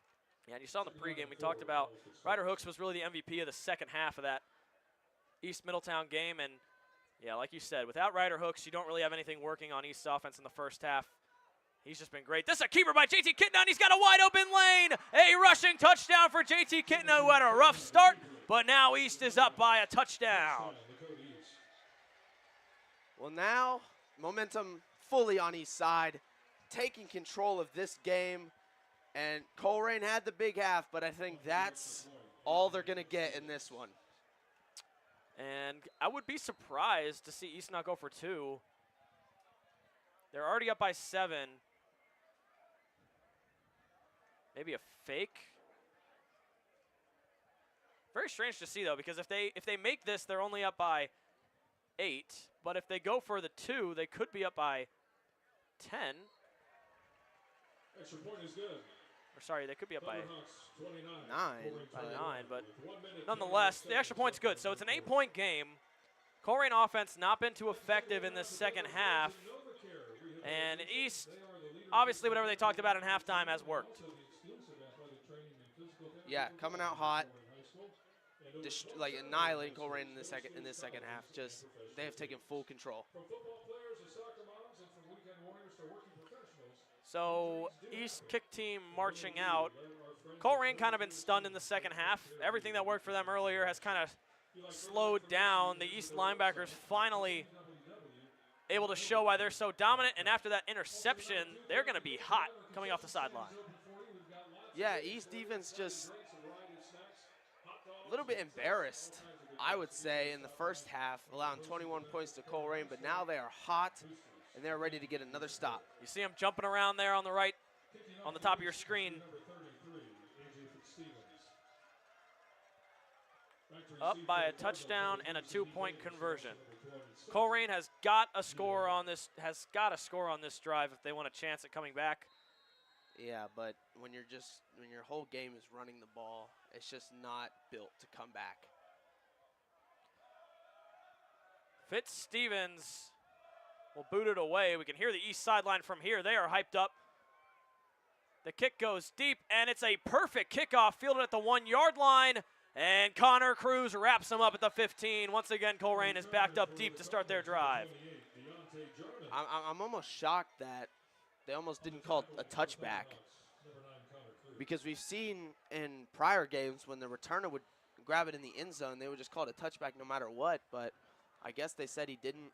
I think it was just barely on the brink. He was at the 1-yard line. It honestly couldn't have been a better kick from the freshman there, A.J. Fitzstevens. 1st and 10 from the 15 for the Cardinals.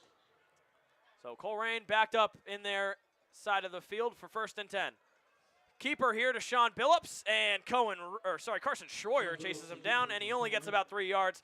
Cohen Reap and Carson Schroyer have really stepped up in the second half to shut down this Colerain offense. Yeah, I think in the first half, that might have been a run that Sean Billups could have gotten more on, but Carson Schroyer not letting him get anything there. 2nd and 7 from the 18. So 2nd and 7. Colerain got to avoid getting a 3rd and long once again. They can convert the 3rd and short like we talked about, but 3rd and long is really where they struggle. Haven't really been able to get any of them today. See what the Cardinals draw up on 2nd down. Fake handoff to Danielson. Pressure coming. Billups rolls out to the right, trying to find something, and from behind, Marcus Osner finally chases him down, but after a huge gain, extra contact on the sideline. And I think that one going to be a penalty on East, unnecessary roughness after Sean Billups was already down. I didn't quite see what happened on that one, but yeah, it's going to be on East. I think Marcus Osner hit him just a little bit too late. Personal foul on East. And that's 2 crucial personal fouls that have been called on East in the second half. That moves Colerain up 15 yards, and they're almost at midfield. It'll be 1st and 10, Colerain from the 42. Here their PA announcers hyped up as Colerain comes out of the huddle. 34 seconds left in the 3rd quarter. Finally some movement thanks to the penalty. Billups takes it under center and hands it off to Danielson, and he hits a brick wall of East defenders. He gets nowhere. 2nd down and 9 coming up. I mean, he has been shut down in this second half. Absolutely nowhere to go on that run, and just he's not found his rhythm. Yeah, and Cohen Reap has really been shutting down the run game single-handedly with help from Carson Schroyer. Obviously, the D-line has stepped up a little bit as well. They had a lot of struggles in the first half, and Colerain will let the clock run. So that will do it for our third quarter. It is still a one-score game. We hope you'll stick with us from the end of this one.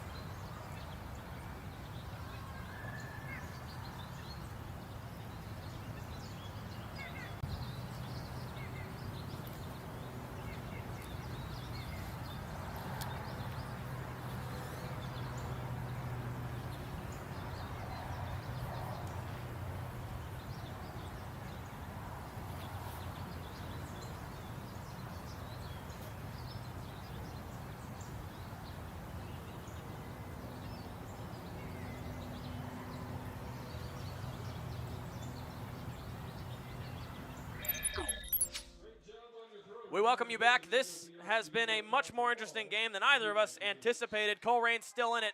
Only one score down on Lakota East.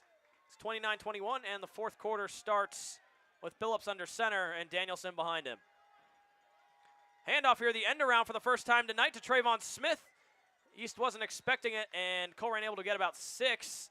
They're staying ahead of the chains. A little bit of movement here from the Colerain offense that was pretty much dormant coming out of halftime.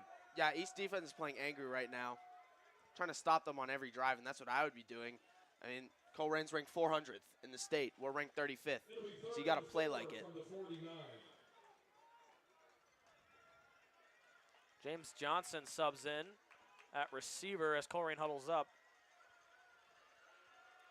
The East crowd has come alive, getting loud and supporting this team away. Surprising amount of fans out there coming all the way to Colerain. Handoff up the middle, and Danielson picking up where he left off in the first half. He's got it. It's a foot race.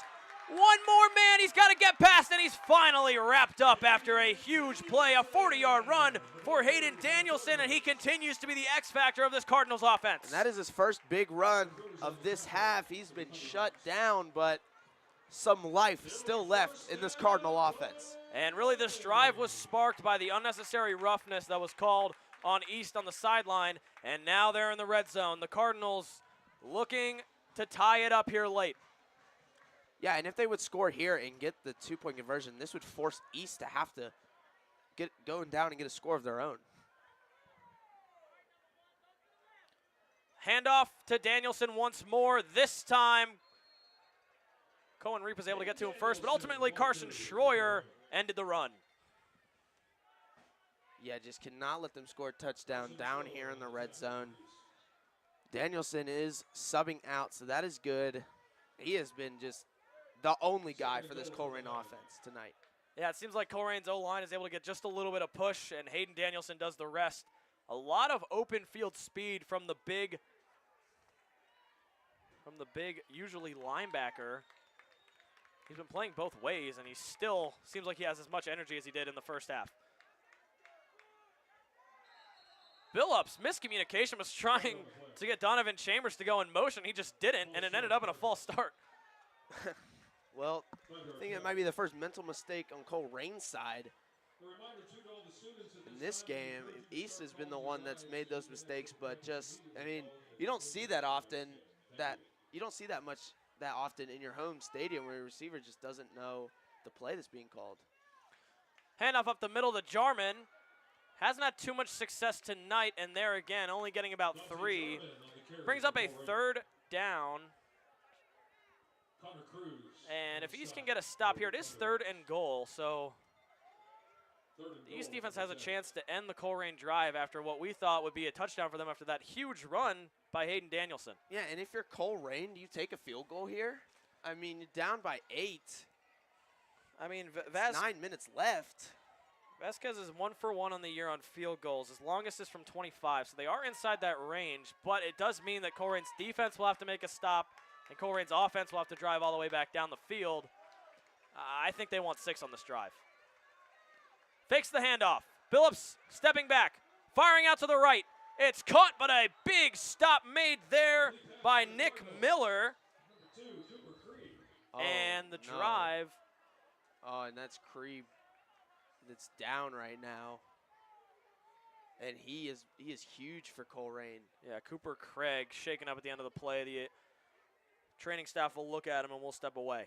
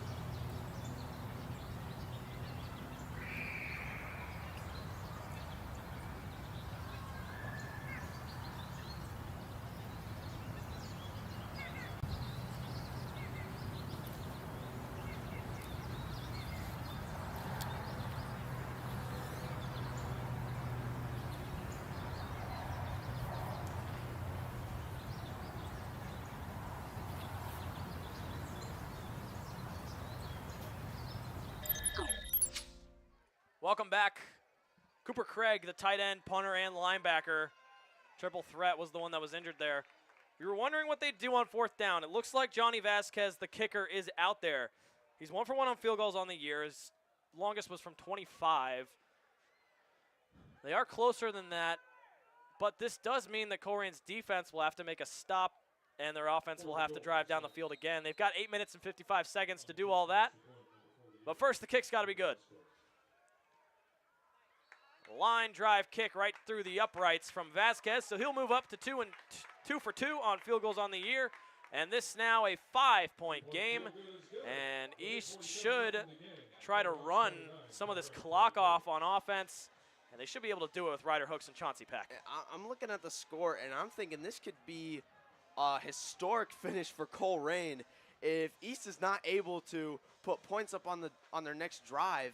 Colerain could get the ball back and score a touchdown with almost little to no time left that would put them ahead by 1, and it would be a crazy finish. Obviously not a good finish for East, but a crazy finish nonetheless. But the way East offense is playing, I just don't think Colerain is going to go out there and get a stop. Yeah, and we talked about this earlier already, rankings-wise. This game has got to hurt East because they came out so flat in the first half. They're ranked 35 in Ohio at the moment as far as Max Prep's rankings go. But this game, probably too close for them to go up in rankings at all. And I think the best they can hope for is just to stay at 35. West was able to beat Colerain by 52.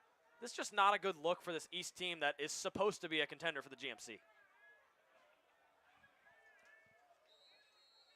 Vasquez will kick it away. It's a good kick, deep. Thurman will field it at about the 5. He's a little bit of a dangerous returner. Makes the first few guys miss, and he's still up. A great return by Braxton Thurman. East will start at the 31-yard line and out-trots the East offense, which has had new life in this second half. Yeah, this is a huge drive for them, one where you have to put up points or else you're letting Colerain possibly, take the lead on you. The way they've run the ball, though, it's just looking unstoppable right now. Ryder Hooks is in a groove. He's been in a groove from snap number 1. Yeah, he's averaging over 7 yards a carry, and obviously when he gets tired, Chauncey Peck comes in there, gets in the open field, and runs it in for a touchdown. So East looking good as far as the run game goes, and they'll start with a run to Ryder Hooks, spinning away from the first tackler, but a good stop by Colerain's defense and a bad play for East to start the drive. Yeah, we were talking about Ryder Hooks, how he's dominating. That's, I think, the second time in this half that he's been stuffed at the line, and I think got to keep running the ball with him. He'll find that hole eventually and break out for a huge gain. It's 2nd and 8. Kitna wanted them to jump. Thought maybe he got one. The ref not going to give it to him, though.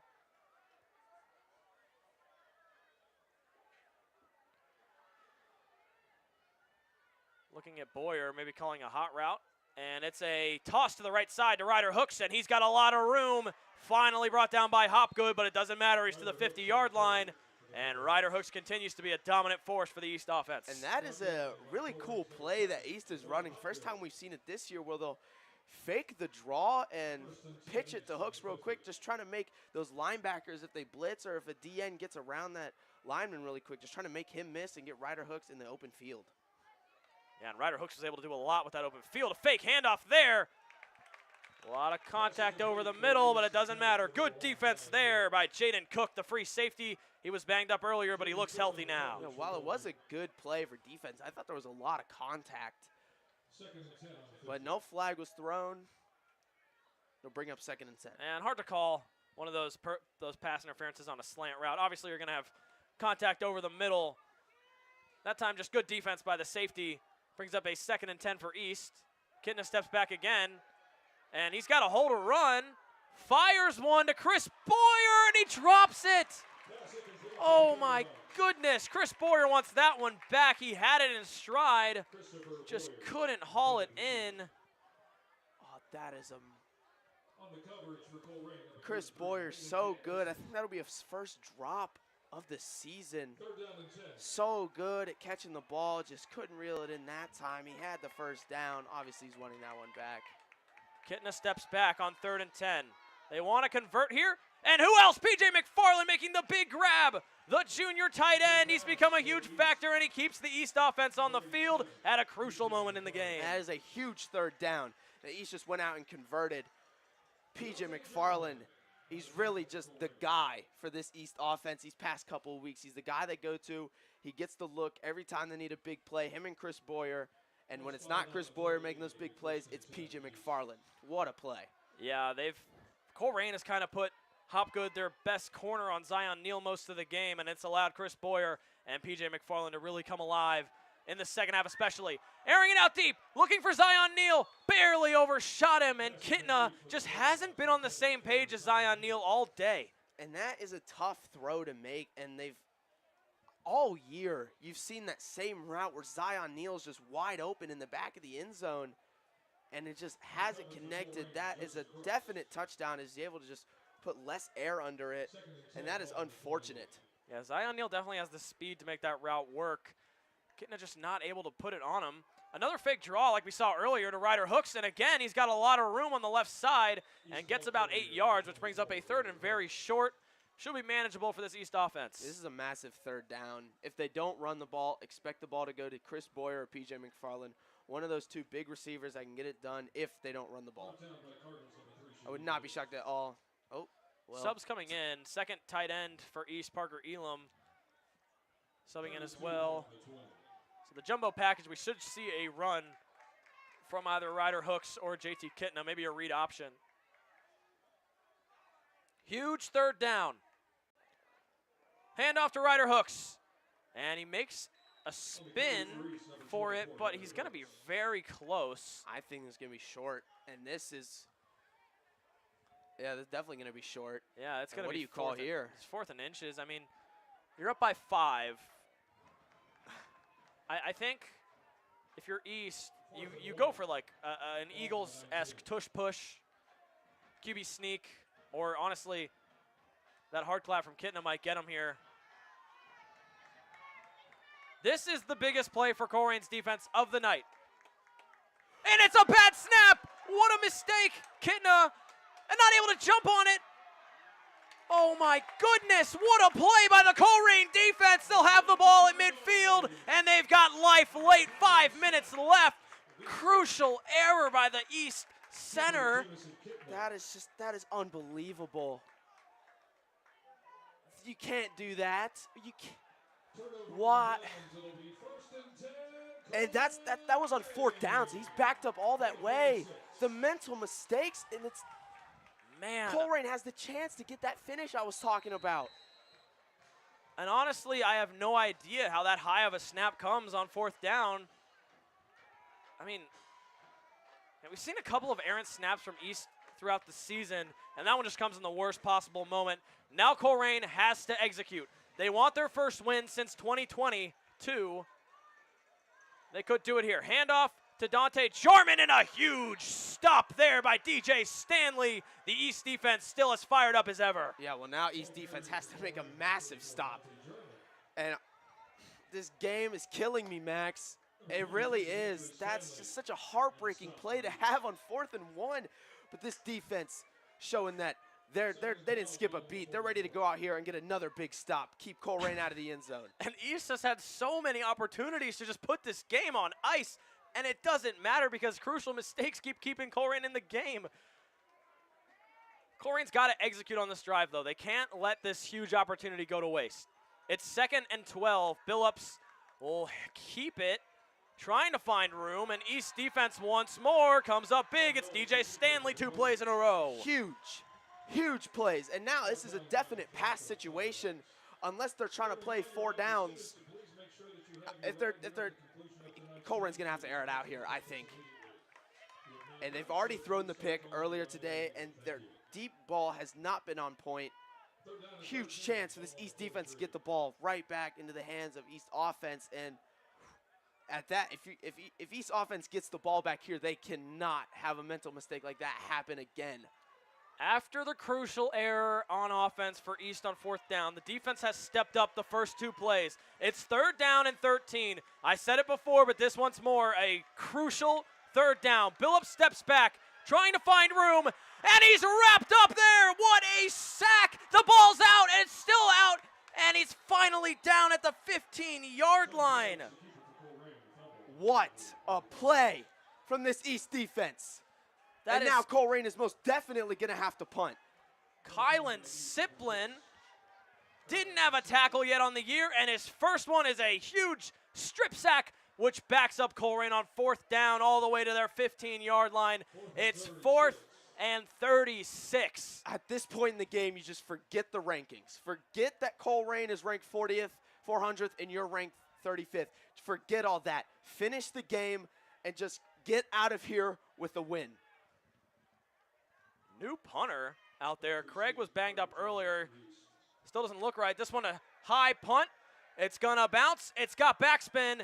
And East will take control on offense at the 43-yard line. Man, what a game we've had here at Colerain High School. We thought this would be a blowout, and man, we've had a nail-biter all the way to the end. While it is fun for everyone else, as an East fan, this game is not fun.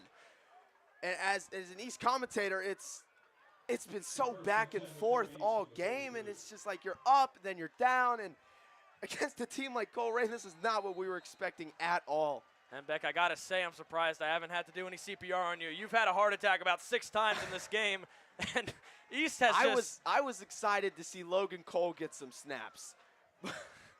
We have seen the East first-string team all game for the first time in the last 3 weeks. They've got a chance, though, to end this one. Handoff will start to Chauncey Peck. Good blocking there. He's still got room. He's still up, and he's fighting forward for a gain of about 13. Way to go by Chauncey Peck. In a crucial part of the game, he gets a first down, and East is marching into Colerain territory. As long as they can just keep moving the ball, this game should be over. Colerain wanted a hold on that, but the ref's not going to give it to him. I will be completely honest. I did see somewhat of a hold. Yeah, I believe Ryder hooks, maybe too much contact. But no call there. I mean, calls have gone back and forth between East and Colerain all games. No one has really gotten an advantage from the refs. So Kitten on the shotgun. Handoff again to Chauncey Peck, and he's got room on the left, cuts it back upfield, and they stay ahead of the sticks, a gain of about 5. And both these East running backs are executing at such a high level right now. This Colerain defense has no answers. Yeah, the passing game has not been in rhythm at all. Just so with 2:22 left, obviously No 2-minute warning in high school, so Colerain going to be forced to use their timeouts. And this is the drive that's going to either end the game or lose the game for East. Or not lose the game, but I mean, It'll give Colerain a chance, and that's not what you want to do. You one want more- to kill their chances on this drive. Now, I will say it's interesting to see them use their timeouts this early. You'd think they'd wait for the clock to tick below 140. Was it I think it might have been an East timeout. On the jumbo. No, it was on Colerain. They Oh, I'm looking at it wrong. That's my apologies. So East will get extra time to talk about what they'll do on second down. And Colerain, I will say, bizarrely already using their timeouts. If I was the coach down there, obviously it's easy to say that from up in the booth, but if I was the coach down there, I would have waited to use my timeouts until there was less than 140 left. So Kitna will take a direct snap. He's got room on the right side, and he's got the first down. He is out of bounds, though, so it will stop the clock. That's just a good run, though. I mean, you forced them to use a timeout. You pick up the first down on that second down, and now you got 1st and 10. At the very least, you're going to be able to shave a lot of time off this clock, if not punch it in for a touchdown. And that was, all the credit there goes to those blockers, man. That was great blocking downfield. They got to the next level and gave Kitna just an open room. He didn't even have to worry about contact on that run. It's 1st and 10 from inside the red zone. Colerain on their last breath to make a stop, and a good trip up there by Roland means the game's not just over yet. So Colerain will take another timeout. And I mean, what are you thinking if you're Colerain's defense right now? Maybe get a stop. I think you're very tired out, and this run game has ran all over you. Ryder Hooks and Chauncey Peck have had a field day. You've been fortunate that East passing game has not really had the same spark that it's always had, and I think that's why you're still in this game. Obviously, you've had some huge plays on offense, but you're thankful that JT Kitna isn't airing it out like he normally is. But right now, you got to just stop the run. And it's so bizarre. I mean, with how flat East offense came out early, they don't have a single turnover. Yeah. It's been special teams really and penalties that have killed the East offense. So Colerain, like we said, on their last breath, they've got to make a stop here. I think even if East gets a field goal here, they'll go up by 8, and it's really tough.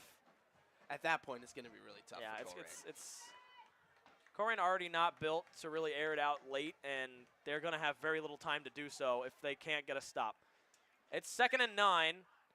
Kitna hands it off to Ryder Hooks, and he's got a big hole. He's able to get away from the one defender who had a chance, and he gets the corner. Ryder Hooks gets his first touchdown of the night, and it's a big one. That one should do it for this game.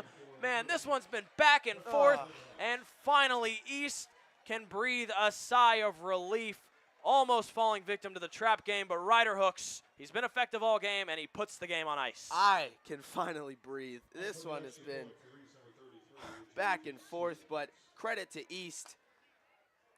Staying in it, not getting discouraged, and despite the passing game not being there, still putting up 35 points, maybe 36. I think it's the extra point.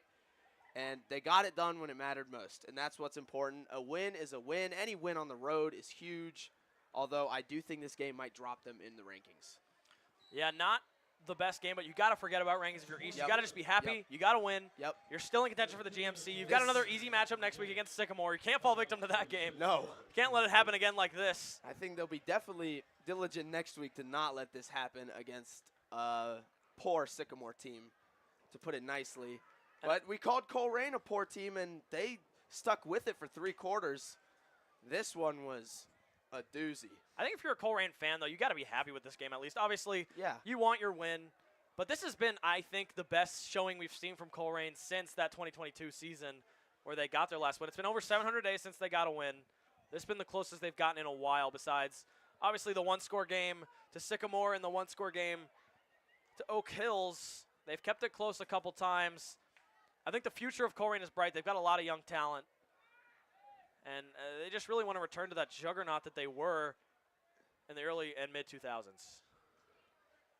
Yeah, silver lining is losing streaks always come to an end. And this Colerain losing streak will come to an end at some point. You've got a lot to look forward to. And this, if you're a Colerain fan, this was the best game I think they've played all year. Maybe that Middletown game, though, where it was only 16-10, but definitely the best offensive showing. And you got to give props to number 33. I keep forgetting his name, and I apologize. Aiden Danielson. Aiden Danielson. He has had a huge night. He's going to be the running back one for Colerain. Yeah, I mean, they were looking for that all year, not able to find anyone that could really be consistent. And, man, he proved it tonight on the field, running against a tough East run defense. Now, never say never. Colerain could maybe score and get an onside kick, but the chances are very low. The game not completely over. Kickoff rolls out of bounds, so they will get a little bit of help, but they are down by 12. It'll take a miracle and a half.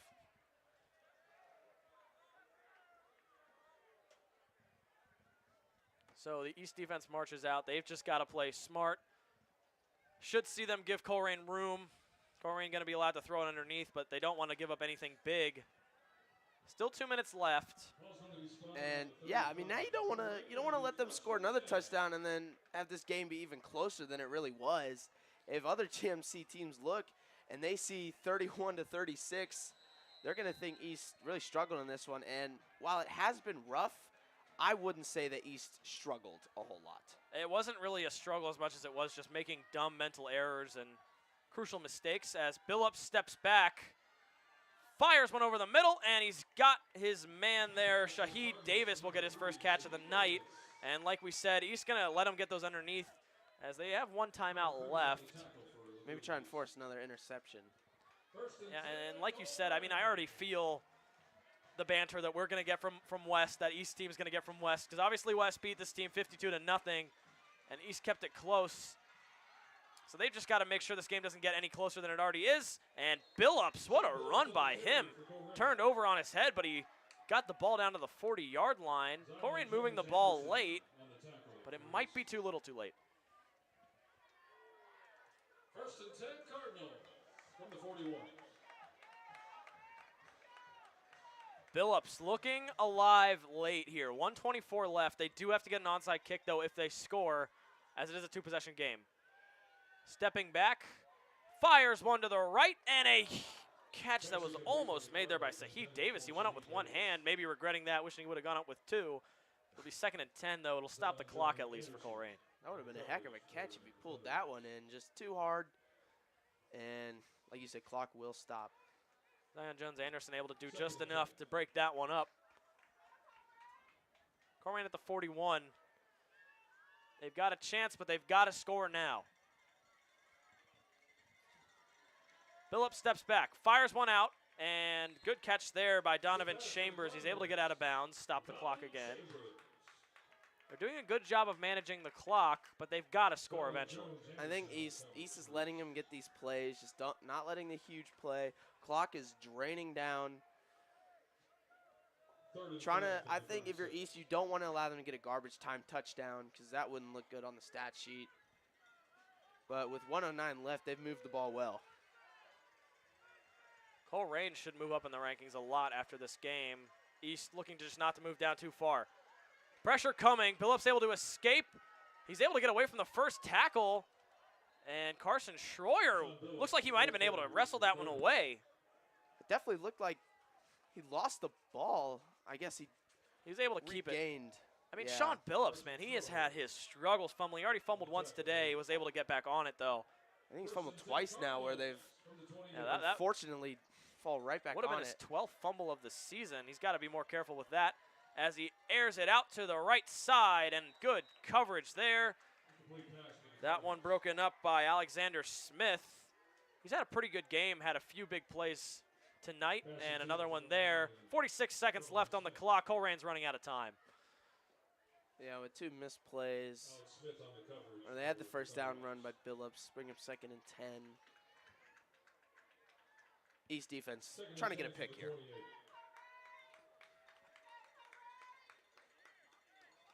Here we go. 2nd and 10. Danielson, the dangerous running back in the game, but we shouldn't see a run. Phillips airs it out, and he's got a man on the right side there. Chambers got another catch, and he's able to get out of bounds once again. The chains continue to move. East trying their best not to allow a touchdown late, but Colerain might not let that happen. I mean, they're trying to make this game seem closer than it was. And your offense has been very successful tonight, more successful than you've been in a long time. So why not try to get one more touchdown? And Phillips, only 53% on his completions on the year, but he's looked good late in this fourth quarter. You wonder if this would have happened a little bit earlier, if this game might be going a different way. Phillips gonna fire it to the left side, not even close there to the receiver. Zion Neal's pumped up after some good coverage, and it's 2nd and 10 as a result. I believe that is Zion Jones-Anderson, and he's had a heck of a night. He has really been locked down corner that East has needed. This whole secondary has been playing great. I mean, this is the only drive where Colerain has been able to comfortably move the ball through the air. And I think without some big runs from your running back, who honestly wasn't even listed, then this game is not what it is at all. Just props to the running back. Yeah,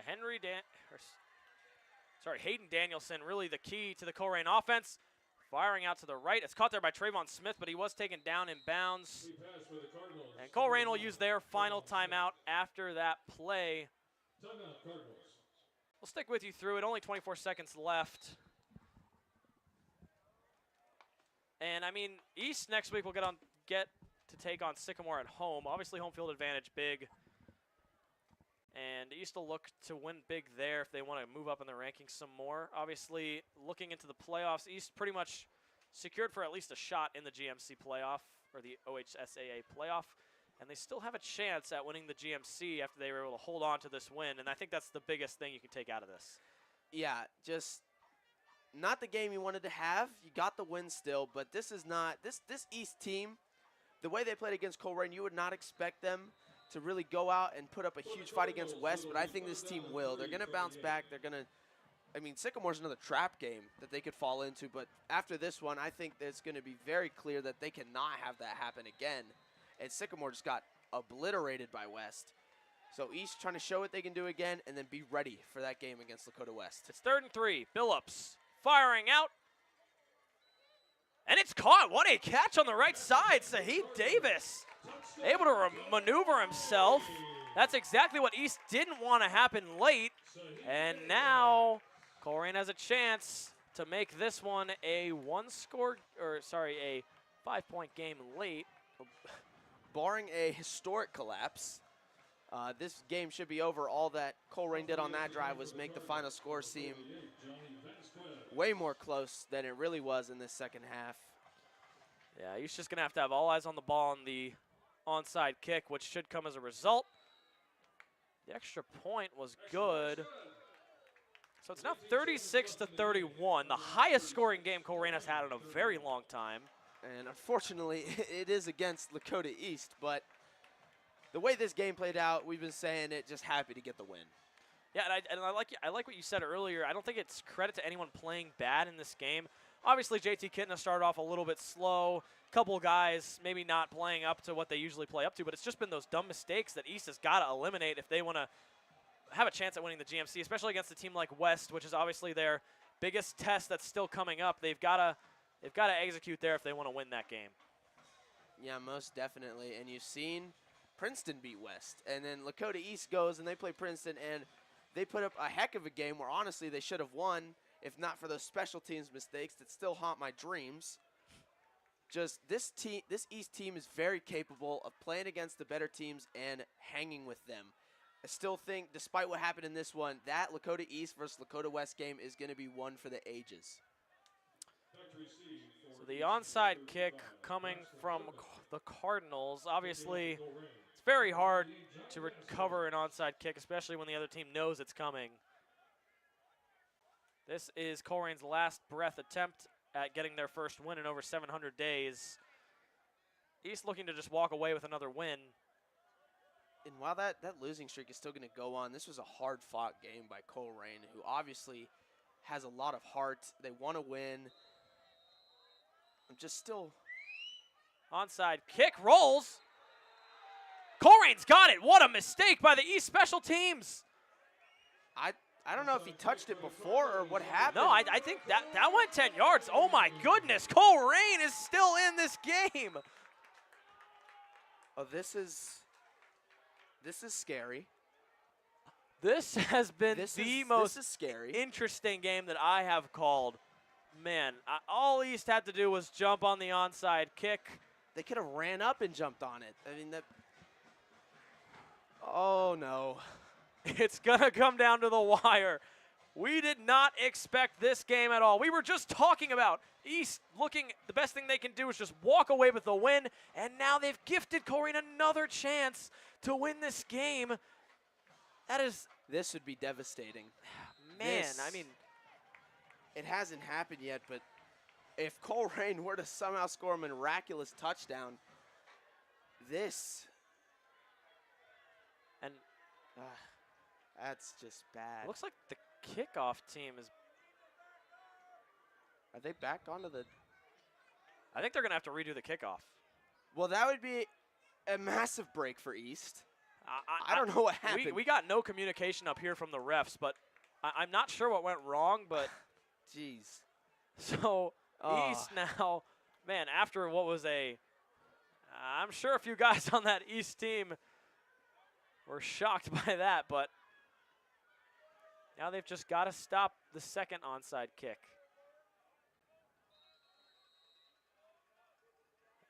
And that one bounces. East touched it before it went 10 yards. And they are, I don't know what the flag's going to be on. They are allowed to. They are, yeah. They are allowed to do that, and East does fall on it. But I'm not sure what the flag's going to be on. From up here, it looked like a lot of early motion from the Colerain team. There is so much confusion here late in this game. I don't know what's going on. It should be East ball. I mean, very clearly they jumped on it. I don't. Are we going to get a third attempt at this kickoff? I don't know. It has been 18 seconds left on the clock for a while. It's or it ticked down to 15 now. I mean, this has been the longest end of the game in a while. I don't know what's going on. Both kick teams are still out on the field. Refs are. This is. You got to call something There here. was so much motion at the beginning of that kickoff. And I then thought for sure the flag during the onside, I thought maybe someone touched it early. Maybe they didn't. I still don't even know the reason that the first onside kick was called back. This is. Oh, this game is too much. There's too much right now. Those refs are wishing they could tune into our broadcast right now to watch that one back, because, man. Just. What is happening? How is this even still a game? I mean, it's just end it. 36-31. We thought Colerain would be done for about 8 times at the end of this fourth quarter, and they have just kept themselves alive somehow. Some offensive players for East are out on the field. Ryder Hooks with his helmet off. PJ McFarland. And the Jeopardy music coming out over the loudspeakers. The refs still discussing. This is just, what is happening? And the fact that the kick team for Colerain hasn't been ushered off the field yet makes me think that they're just going to redo the kick a third time, and the refs are going to pick up the flag. Oh, no, they. Oh, East. I think they signaled East ball.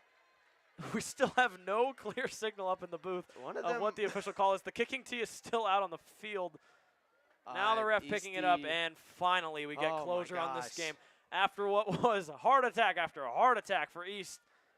And Beck, I thought I'd lose you here at the end, but I can't even. This game. Finally, we're getting a victory formation, and this nail biter will come to a close.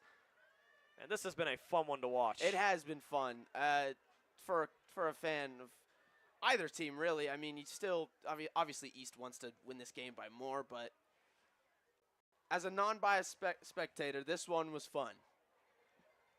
But for me and Max, this one was too much. But and there is the QB kneel. So time finally runs out in this game. We thought it'd be a blowout, but man, was it a nail-biter, and we thank you so much for sticking with us through it all. I'm Max Searle. With me was Beck Lucas for what was a great finish.